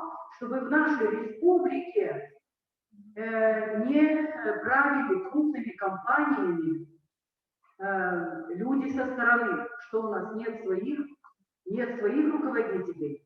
Этот вопрос я задавала нашему главе республики и говорила, давайте вернем предприятиям народное управление в том плане, чтобы расприватизировать все это. Мне сказал Айсен Сергеевич, 28 лет назад тому прошла приватизация, вы об этом больше вопрос не поднимаете. Но я буду поднимать вопросы. Я буду поднимать вопросы защиты рабочего на предприятии, работы в шаговой доступности. Я буду поднимать защиты лесов Алдана и Анги, как говорится, бескомпромиссно. Поэтому я очень благодарна тому, что я попала к вам сюда и многое услышала для себя. Спасибо. Спасибо. Ольга Николаевна, «Справедливая Россия». Да, добрый день, уважаемые присутствующие. Соблюдаю Ольга Николаевна. Но представляю я сама себя, не как от партии, но тем не менее. У партии есть линия. Эта линия была озвучена Давидом Турмусовым. Сохраняем 70 депутатов и 50 на 50. Ну, действующая структура, которая есть, да. Второе, то, что мы должны, наверное, повременить с принятием изменений, поскольку у нас осенью 2021 года выборы Государственной Думы Российской Федерации, и после этого как бы возвращаться к этому вопросу. Да, ну вот это вот принципиальная позиция «Справедливой России». Я, как вот Саргадаева, да, сама тоже поддерживаю то, что 70 человек должны оставаться. Мне импонирует то, что у нас сегодня очень такая разношерстная компания, скажем, да, и эта компания, которые прошли огонь, воду и медные трубы, как говорится. И мне нравится то, что сегодня именно звучит 70, да. И мы не должны, наверное, уходить в частности, которые вот каким образом должен формироваться, сколько на сколько, многомандатная, пропорциональная система. Это большей части приведет к разногласиям между нами, да. Поэтому мы должны как одно целое исходить от того, что сегодня мы вот постановили 70 человек должны оставить. И на этом точка. А какие-то там внутри, у кого какие интересы, это потом, наверное, подойдем к этому вопросу. И каждый будет уже, когда защитим 70 человек, после, 70 депутатов, после этого давайте в частности будем переходить. Вопросы касательно, да, представительства. Есть действительно закон, федеральный закон прямого действия, как вот все говорят, 67-й закон. И он отступление дает по формированию округов только 10% и 30%. Труднодоступных округах можно, в принципе, как бы меньше на 30% сделать, да? Ну и точка. Решить это образованием многомандатных округов тоже это немножко неверное толкование закона, да? Поскольку все равно равное количество представительства требуется. И исходя из этого, вот как-то я предлагала, то, что все-таки у нас должно быть такое рейтинговое голосование, рейтинговая, это все-таки пропорциональная система. Я не знаю, по всему там Арктическому району, округам будут делать, или по центральным, там, по каким-то вот таким пограничным, или, это не предмет сегодняшнего разговора еще раз. Поэтому, уважаемые присутствующие, спасибо то, что вы разделяете. Вот то, что сегодня Виталий Валерьевич рассказал, мы должны, наверное, ставить вопрос об ответственности парламента, да? Как вот движение 70, да? Конкретно должны поставить вопрос о реализации механизмов отзыва. Почему только должен ставить вопрос там в своем послании Илдархан? Мы тоже должны поставить вопрос, давайте поставим вопрос о нормальном отзыве народного депутата, об ответственности народного депутата, об наказах перед избирателями. Давайте вот если мы этот вопрос поднимем, то, скорее всего, у общества, мы же сегодня, мягко говоря, говорим о том, что активность населения упала на выборах, да? Люди не ходят на выборы. Если эти вопросы будут звучать, тогда, наверное, все-таки люди к нам повернутся. Спасибо.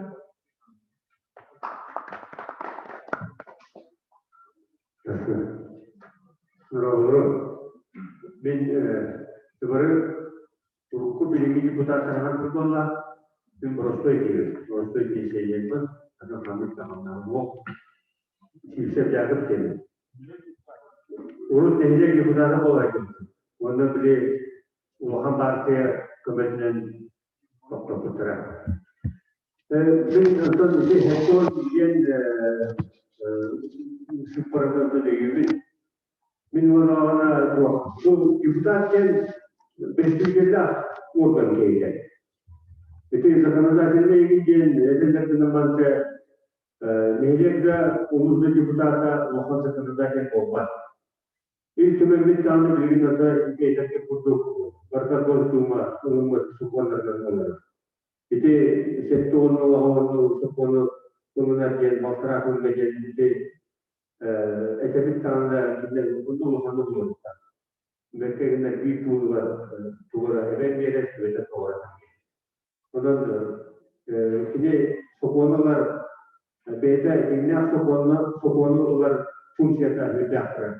Потому что представителя органов, где вот эти Википедия, они говорят, амбастан, где народу представителя органов. Он туда. Он берегите уларки генген, кизеге генген. Мы постоянно имеем топитуем, но мы берегим те кимданы тарина. Россияға муниципальный округтен өтемін білген керек болды.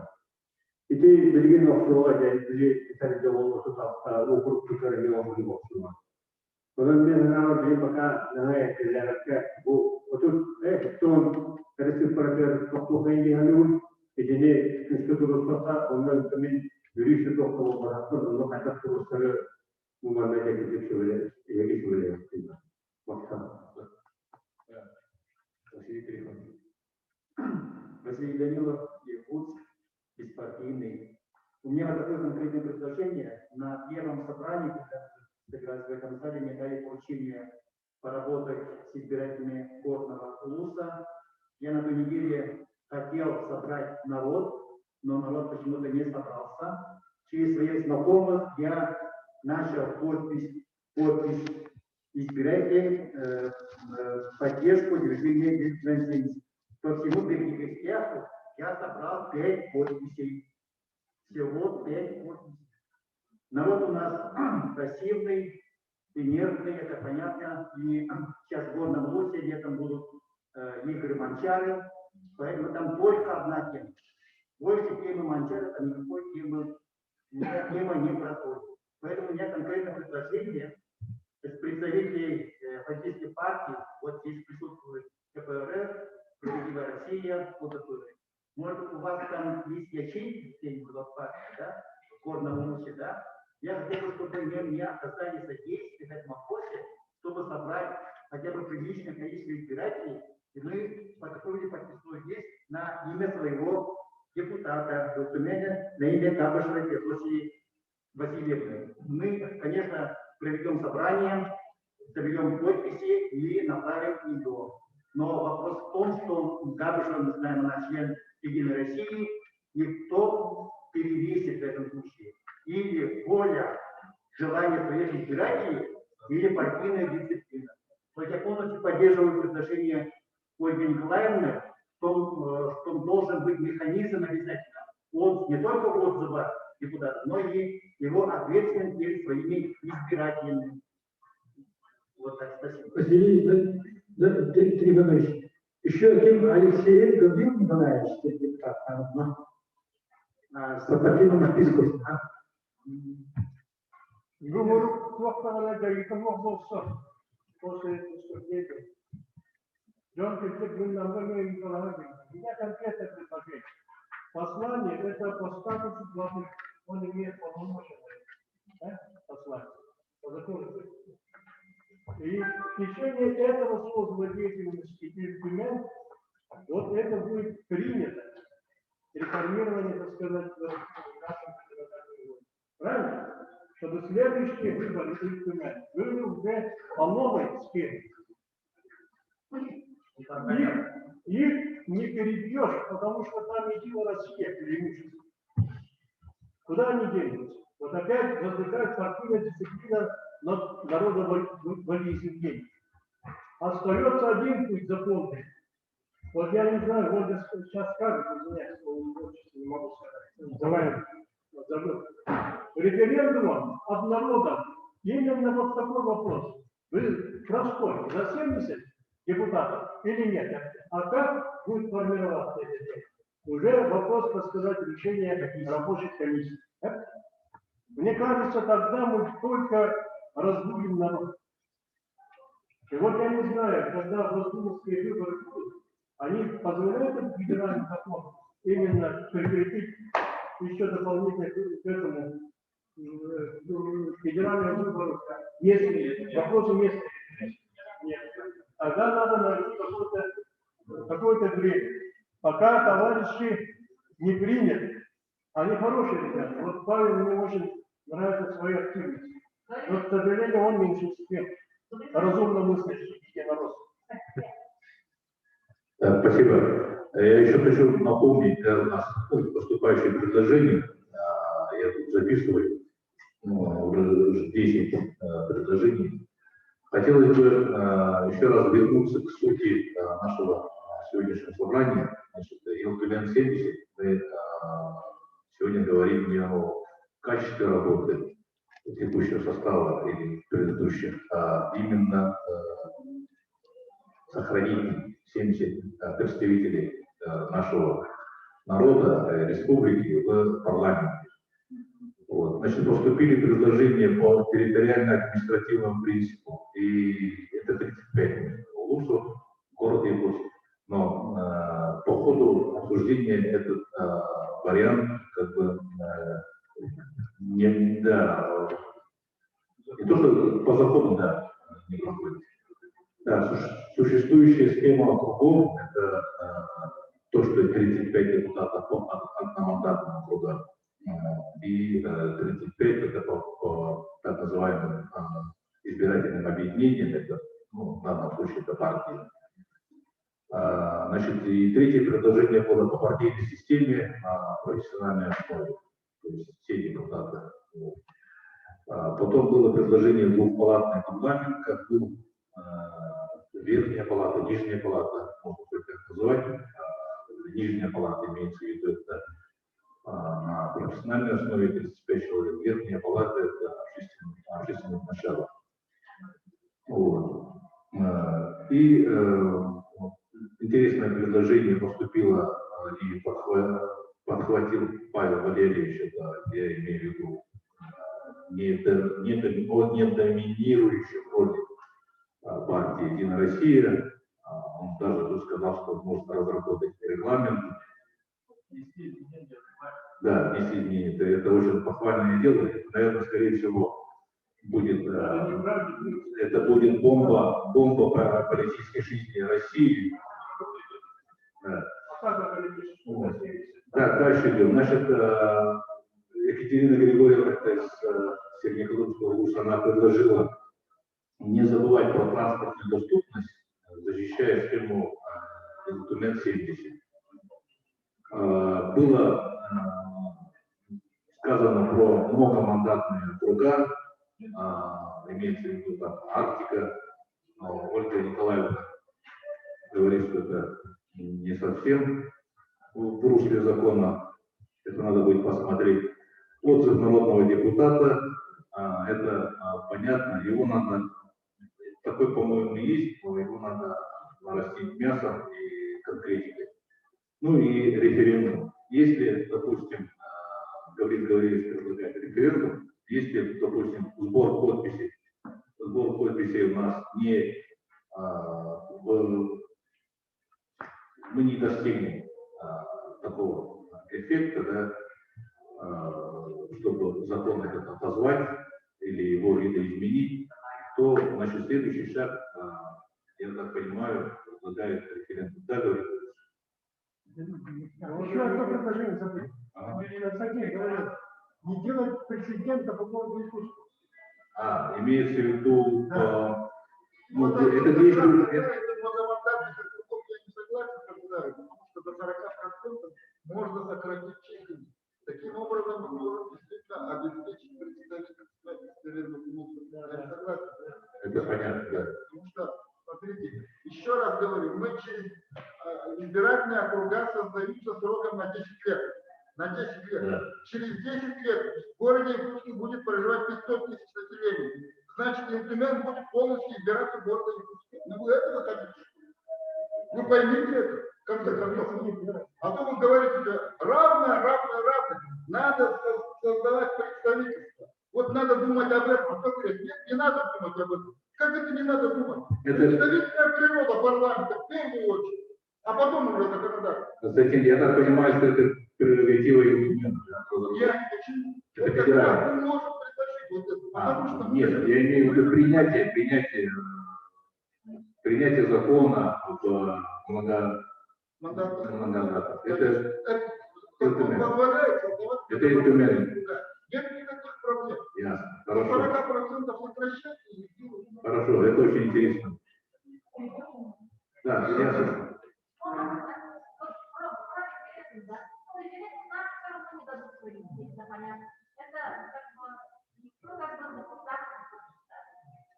Поэтому есть вот единственный сайт Российской общественности. Мы должны набрать 50 тысяч голосов, чтобы оно имело силу, да, вот это значит. Поэтому давайте мы все-таки площадку, просто мы, конечно, собираем это можно обсудить, наверное, а российские общественные такие нам надо и законодательно все оформить, и в течение года как голосование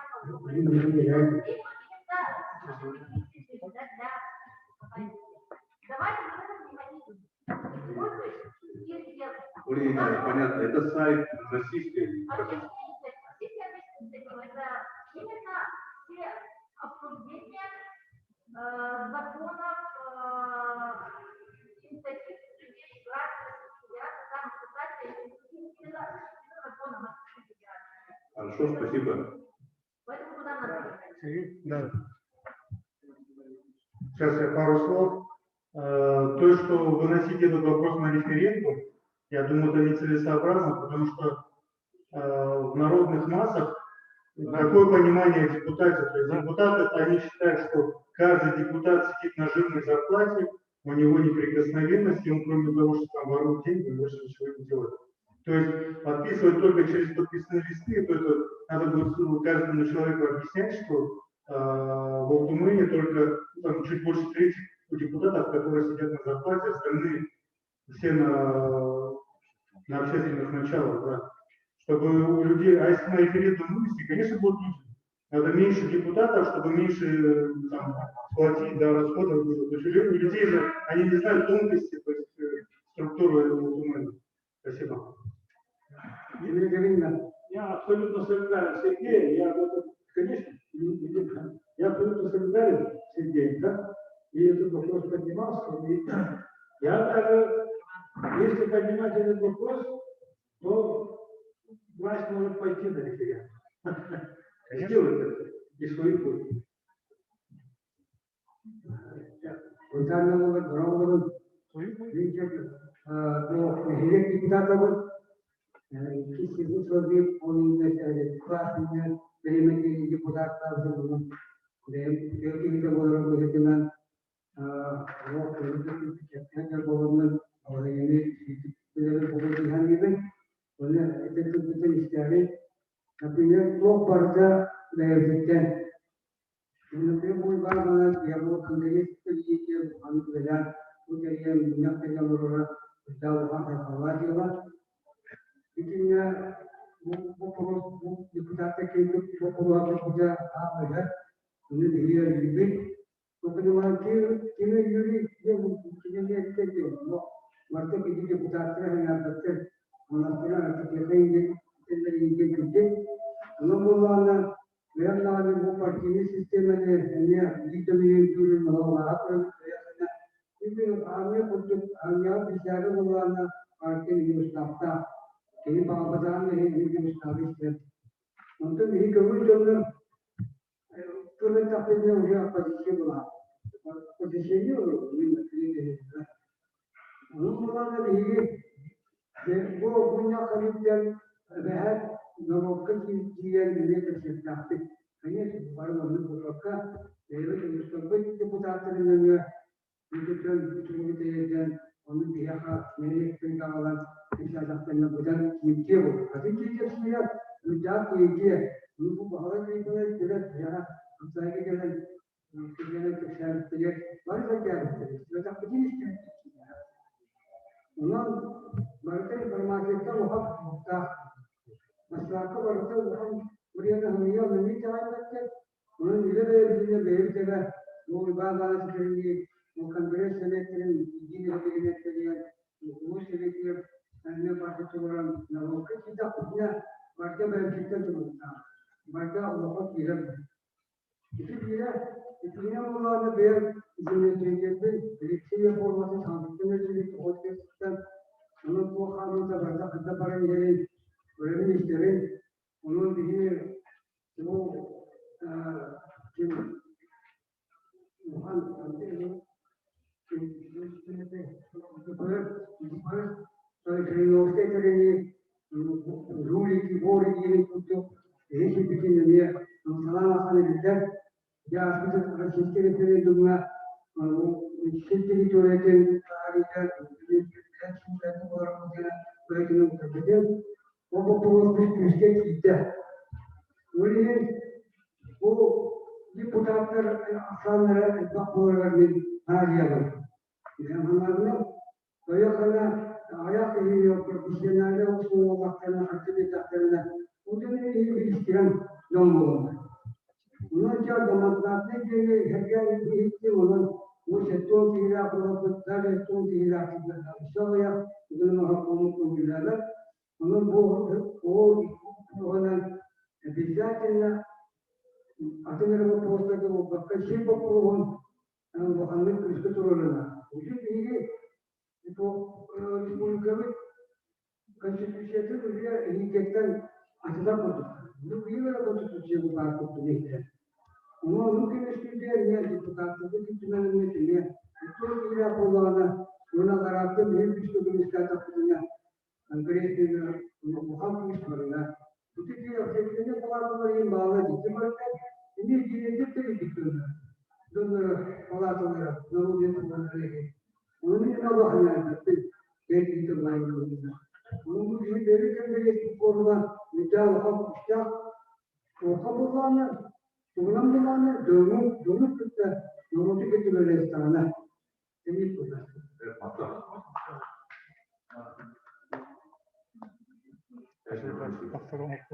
Ну, я хотел все-таки сказать последнее слово. Да. Вот все красиво говорили, но на самом деле это детский век, все, что все, кто выступает. Извините меня, но вы знаете, я единственный депутат одномандатник, третьей, четвертой созыв. Я как самый главный оппозиционер, и я безработный. Вы знаете, как сложно безработному депутату еще там жить на зарплату жены, присутствовать на сессии, пытаться вникать во все законы и защищать интересы населения. Вот все, кто выступали, в том числе и депутаты, товарищи УФО, они все с работы, зарплаты. Они приходят на сессию один раз в квартал, там, один раз в 2 месяца. Вот вы возьмите пример Сулустана Нурана. Это же был хороший депутат, очень хорошая женщина, но, извините меня, она без зарплаты. Вот была бы у нее зарплатная плата, работала бы она депутатом. Я считаю, что парламент республики был бы красивый. Вот сейчас вы все говорите 70, все тут выступили. И тут же сидите и ругаете действующие УТМ. Вы просто все сейчас говорите о том, что УТМ надо сохранить. И тут же сидите и говорите, что этот УТМ бесхребетный, ничего не делает, он вот зависимый, все депутаты единороссы так и проголосуют. Ну о чем вы говорите? Вы просто хотите сохранить статус-кво. То есть фактически вот все, кто выступали, вот на зло, типа вот Илдархан Камайсен Николаев сказал, лишь бы на зло сказать, и мы не будем твою реформу принимать. Вот подпишите вы это дело, отправите. Я больше чем уверен, что Айсен Николаев найдет 20 аргументов, которые народ услышит, гораздо лучше поймет, чем все, что вы тут понаписали. Поэтому извините меня, я вот категорически не согласен с выводами этого совещания. Потому что я был им, был депутатом, безработным, пытался отстаивать, но это очень сложно. Вот так болтаться и приходить, работать, читать, да, без денег на авторучку, без помощника, без ничего. Ну, вы подумайте все-таки, для того, чтобы мы бы, ведь и слово-то представительное, вы тоже как-то неправильно все используете. Вы поймите, прежде всего мы говорим о законодательной и исполнительной власти. Население через своих представителей в виде депутатов, которые имеют право принимать законы, должно исполнять в первую очередь законодательную функцию, чтобы исполнительная власть жила и работала по этим законам. И что вы прямо уперлись в партии? Какие-то ограничения там в фракции и тому подобное. Извините меня, если 99% населения проголосует за Единую Россию, почему она не должна быть в Ютумене владеть 99% голосов? Значит, хорошая партия, значит, население так и проголосовало. Поэтому не надо пытаться все подменять понятия. Все должно быть логично выстроено. Поэтому еще раз, ну, не знаю, я, наверное, все равно вас не убедю.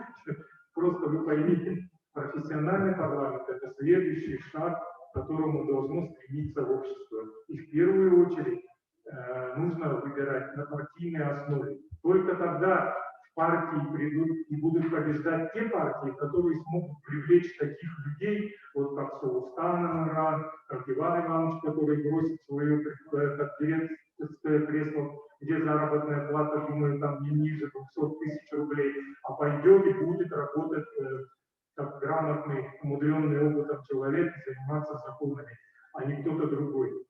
Он хорошо занимается детьми, хорошо, но если он решит стать депутатом Ютумена, я думаю, от этого республика только выиграет.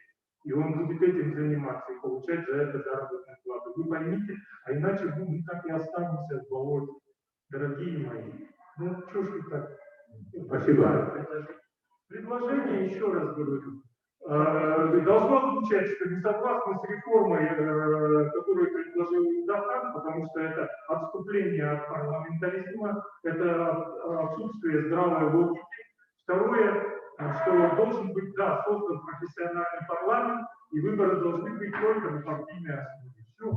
Вот это мое предложение, не идеальное, конечно. Я бы хотел видеть такую идеальную ситуацию. Зарплата не больше средней по республике, да? Да, это...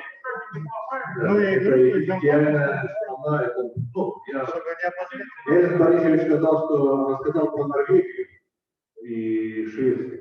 Да, я согласен, там так и есть, и хорошо. Давайте мы резюмируем наше сегодняшнее собрание. Значит, первое, ну что 99% присутствующих принимаем решение оставить Илтюмен-70. И за это мы должны, не то что проголосовать, мы практически все выступили за сохранение 70 состава депутатов в Тюмени 70 человек. Это первое. Второе, значит, мы должны организовать сбор подписей. Ольга Николаевна предложила электронную площадку для сбора подписей. Мы эту тему изучим и запустим в дело. Сами немного забыли. И в деревнях, в сельской местности все равно сбор подписей руками должна остаться. Сбор подписей мы делаем по округам избирательным, и каждый округ должен написать своим депутатам о том, чтобы текст есть, значит, защитить действующее количество депутатов Тюмени. Именно подписи собираются в таком порядке. Не просто так я против или я за, а и каждому депутату делается так называемый наказ избирателя. Голосовать при обсуждении этого закона каким-то образом. Мы должны возродить это древнее еще советских времен действие избирателей к своему депутату, наказ. Я сейчас передаю Ивану Ивановичу. Так. Ну, начну с того, что ответил Янису Борисовичу по моей зарплате. Да? Это такой интересный вопрос. Нет, но раз это было сказано, я должен дать справку. Я, в общем, недавно поинтересовался по моей зарплате, так? Вот, она не маленькая. Я как директор получаю на руки 82 тысячи. Ну, не 200 тысяч, так? Ну, плюс там часы, эти ограничения часов 9 часов. Ну, это справка по зарплате. Так? Ну, может, вы скажете, что вот у городских много, действительно 200 тысяч. Но это городские, у них совсем другие мерки. Это, значит, республиканская школа, во-первых, и у нас всего по 24 это ученика сидит в классе. То есть по системе, как вы знаете, по душевой, это бьет, потому что там по 40. А если вот сколько получает учителя, получает и директор вот, пропорционально. Ну, вот такое объяснение. Так? Так, и если еще кто хочет сказать? Достаточно, да? Ну, тогда подождите, я все-таки скажу. Так, пользуясь, так сказать, своей возможностью, значит, держать в руках микрофон, значит, я благодарю, значит, организаторы, благодарю всех за участие, так? Ну, такие, значит, круглые столы мы проводим где-то всего 3-4 раз, но вот такой представительный, большой, это впервые, так? И, значит, что хочу сказать. Мы сейчас,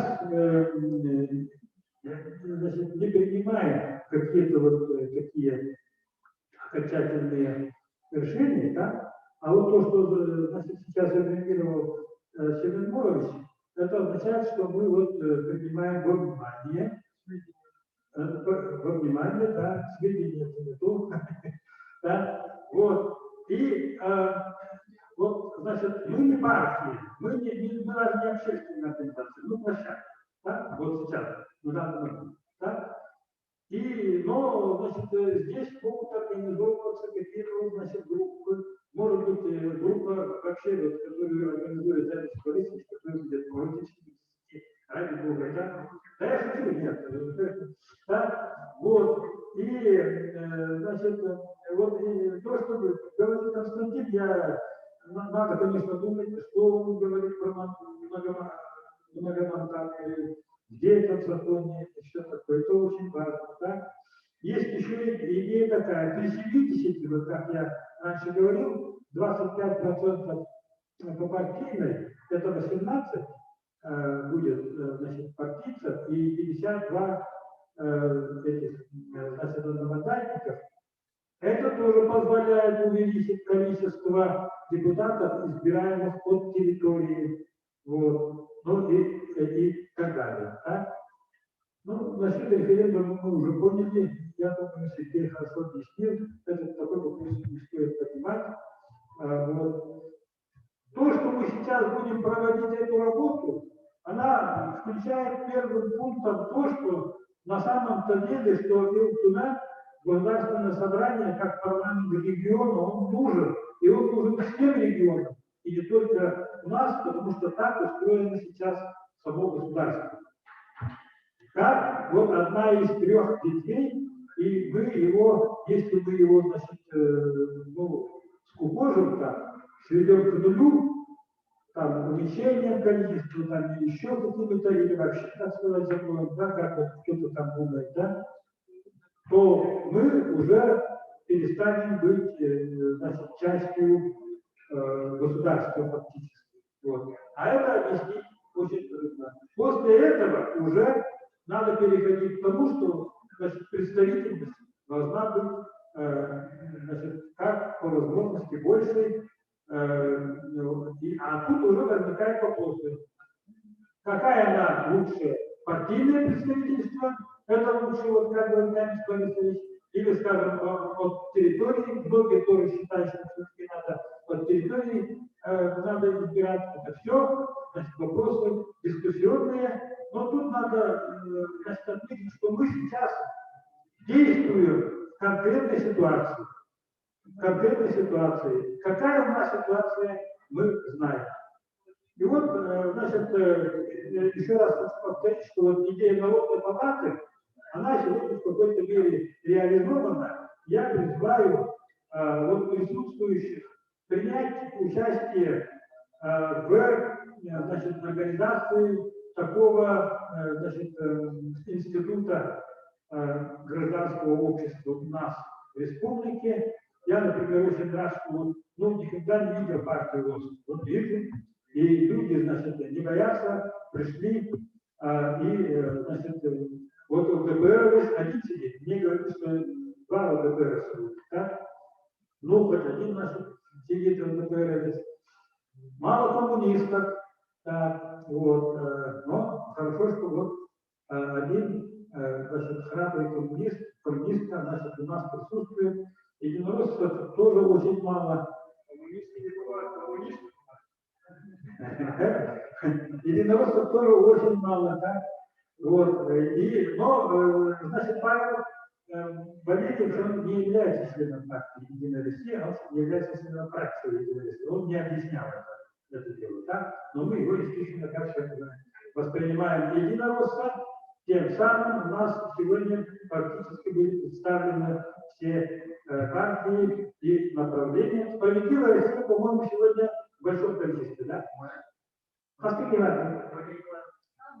Ольга Николаевна Башкина? Или, да? «Справедливая»? Нет, все сторонники Да, кстати, депутат, давай. Я вот абсолютно правильно сказал, да, Алексей Борисович, насчет того, что у нас даже почти как политическое преследование. Вот, не специально говорят, не берите на работу, вот такие вещи, они распространяются до районного уровня. Там уже война идет от того, что родственников всех выгоняют с работы, понимаете, да? И чтобы не было этого, я говорю, в законе о народном депутате, по идее, должна быть, если народный депутат по статусу, да, то, я думаю, исполнителю власти надо, во-первых, если он не нашел сам работу какую-то, то он должен обеспечить, допустим, этого товарища, ну, зарплатой, по крайней мере, не менее 70% получаемой от зарплаты этого самого, как депутата, работающего в фискальной службе. Я думаю, изучить надо юридически, можно такое внести или нет закон.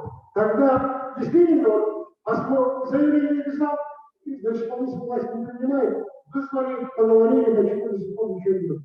А так действительно, специально, значит, человека могут таким образом пытаться ставить зависимость, значит, от этого дела. Но я считаю, что тут надо принимать какое-то решение такое, уже в самом законе. Я вот хотел по 48, да, немножко, я вот сказал, мы не до конца поняли. Вот инициатива от 21 депутата, да? Количество депутатов 48.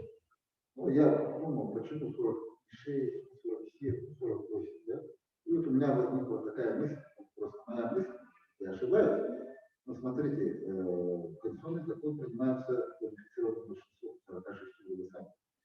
То есть, значит, это изменение в Конституцию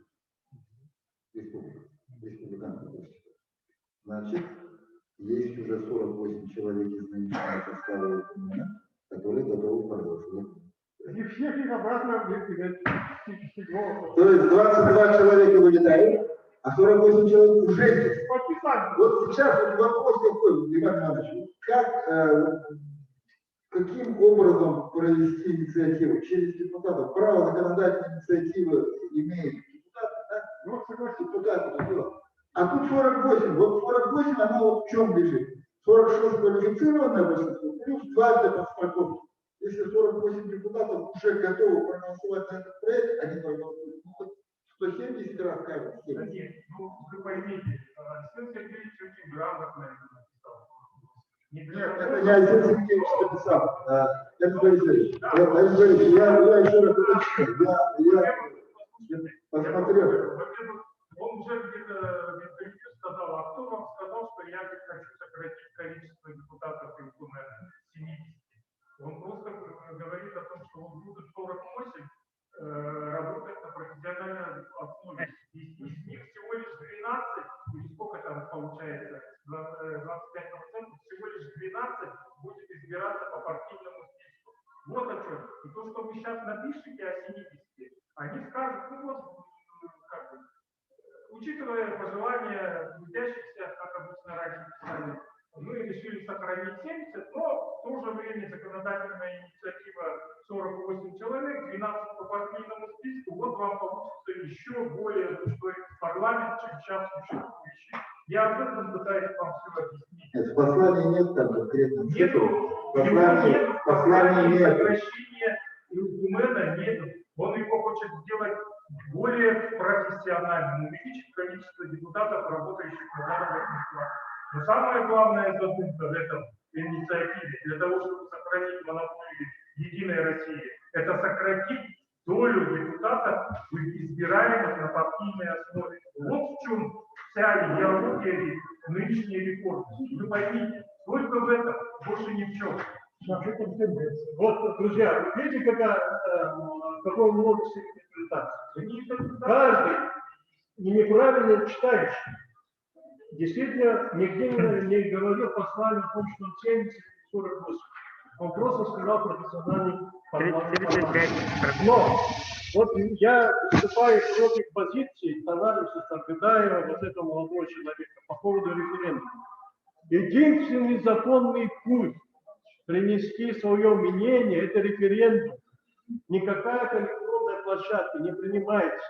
А то, что вы говорите на бытовом уровне, депутаты хотят там побольше иметь, ничего подобного. Надо правильно разъяснить. Речь идет о законодательном органе, а не о депутате. Вот эту разницу, если поймут люди, они сразу поймут. Это дело, что именно надо 70, а не просто ходить, вот депутат зарплату получает, их там огромное, так сказать, количество получающих. Не в этом дело. А именно законодательным органом. Об этом надо знать. И об этом уже есть. Мы знаем, в этом кругу мы знаем, люди это большинство. Это объяснять? Да, вот даже люди, которые здесь собрались, да, часть депутаты, бывшие депутаты, партийные руководители, даже мы, да, вот сидим и до конца не понимаем. Поэтому да, мы вот во главу угла вынесли название нашего движения Ил-Тюмень-70, не Ил-Тюмень там партийный, не Ил-Тюмень там какой-то. Мы просто вынесли. Это вот первый шаг, ребята.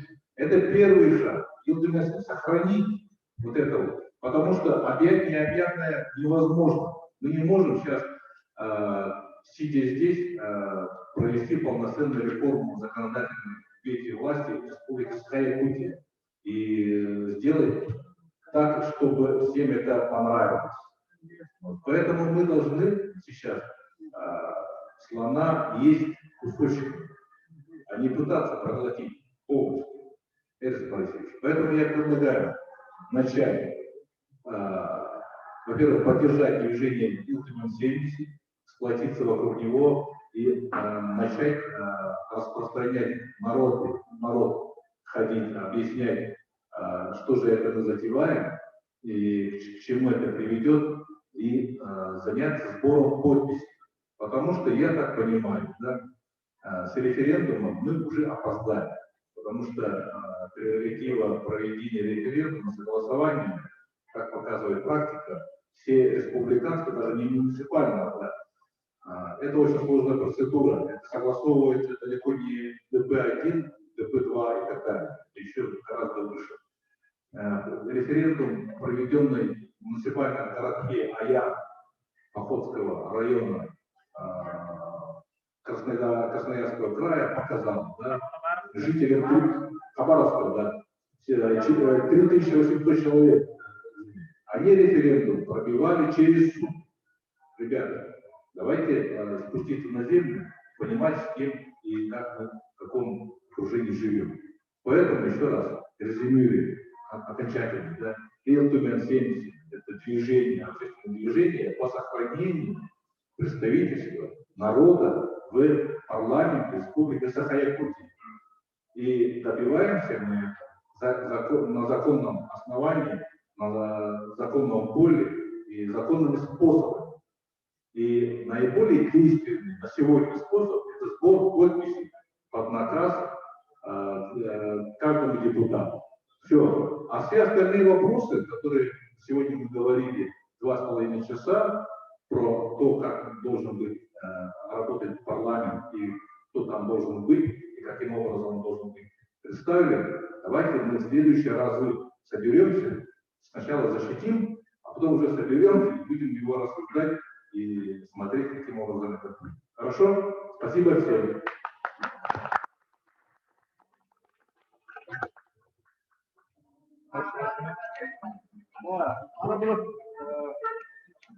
Ребята, надо было фотографировать. Все,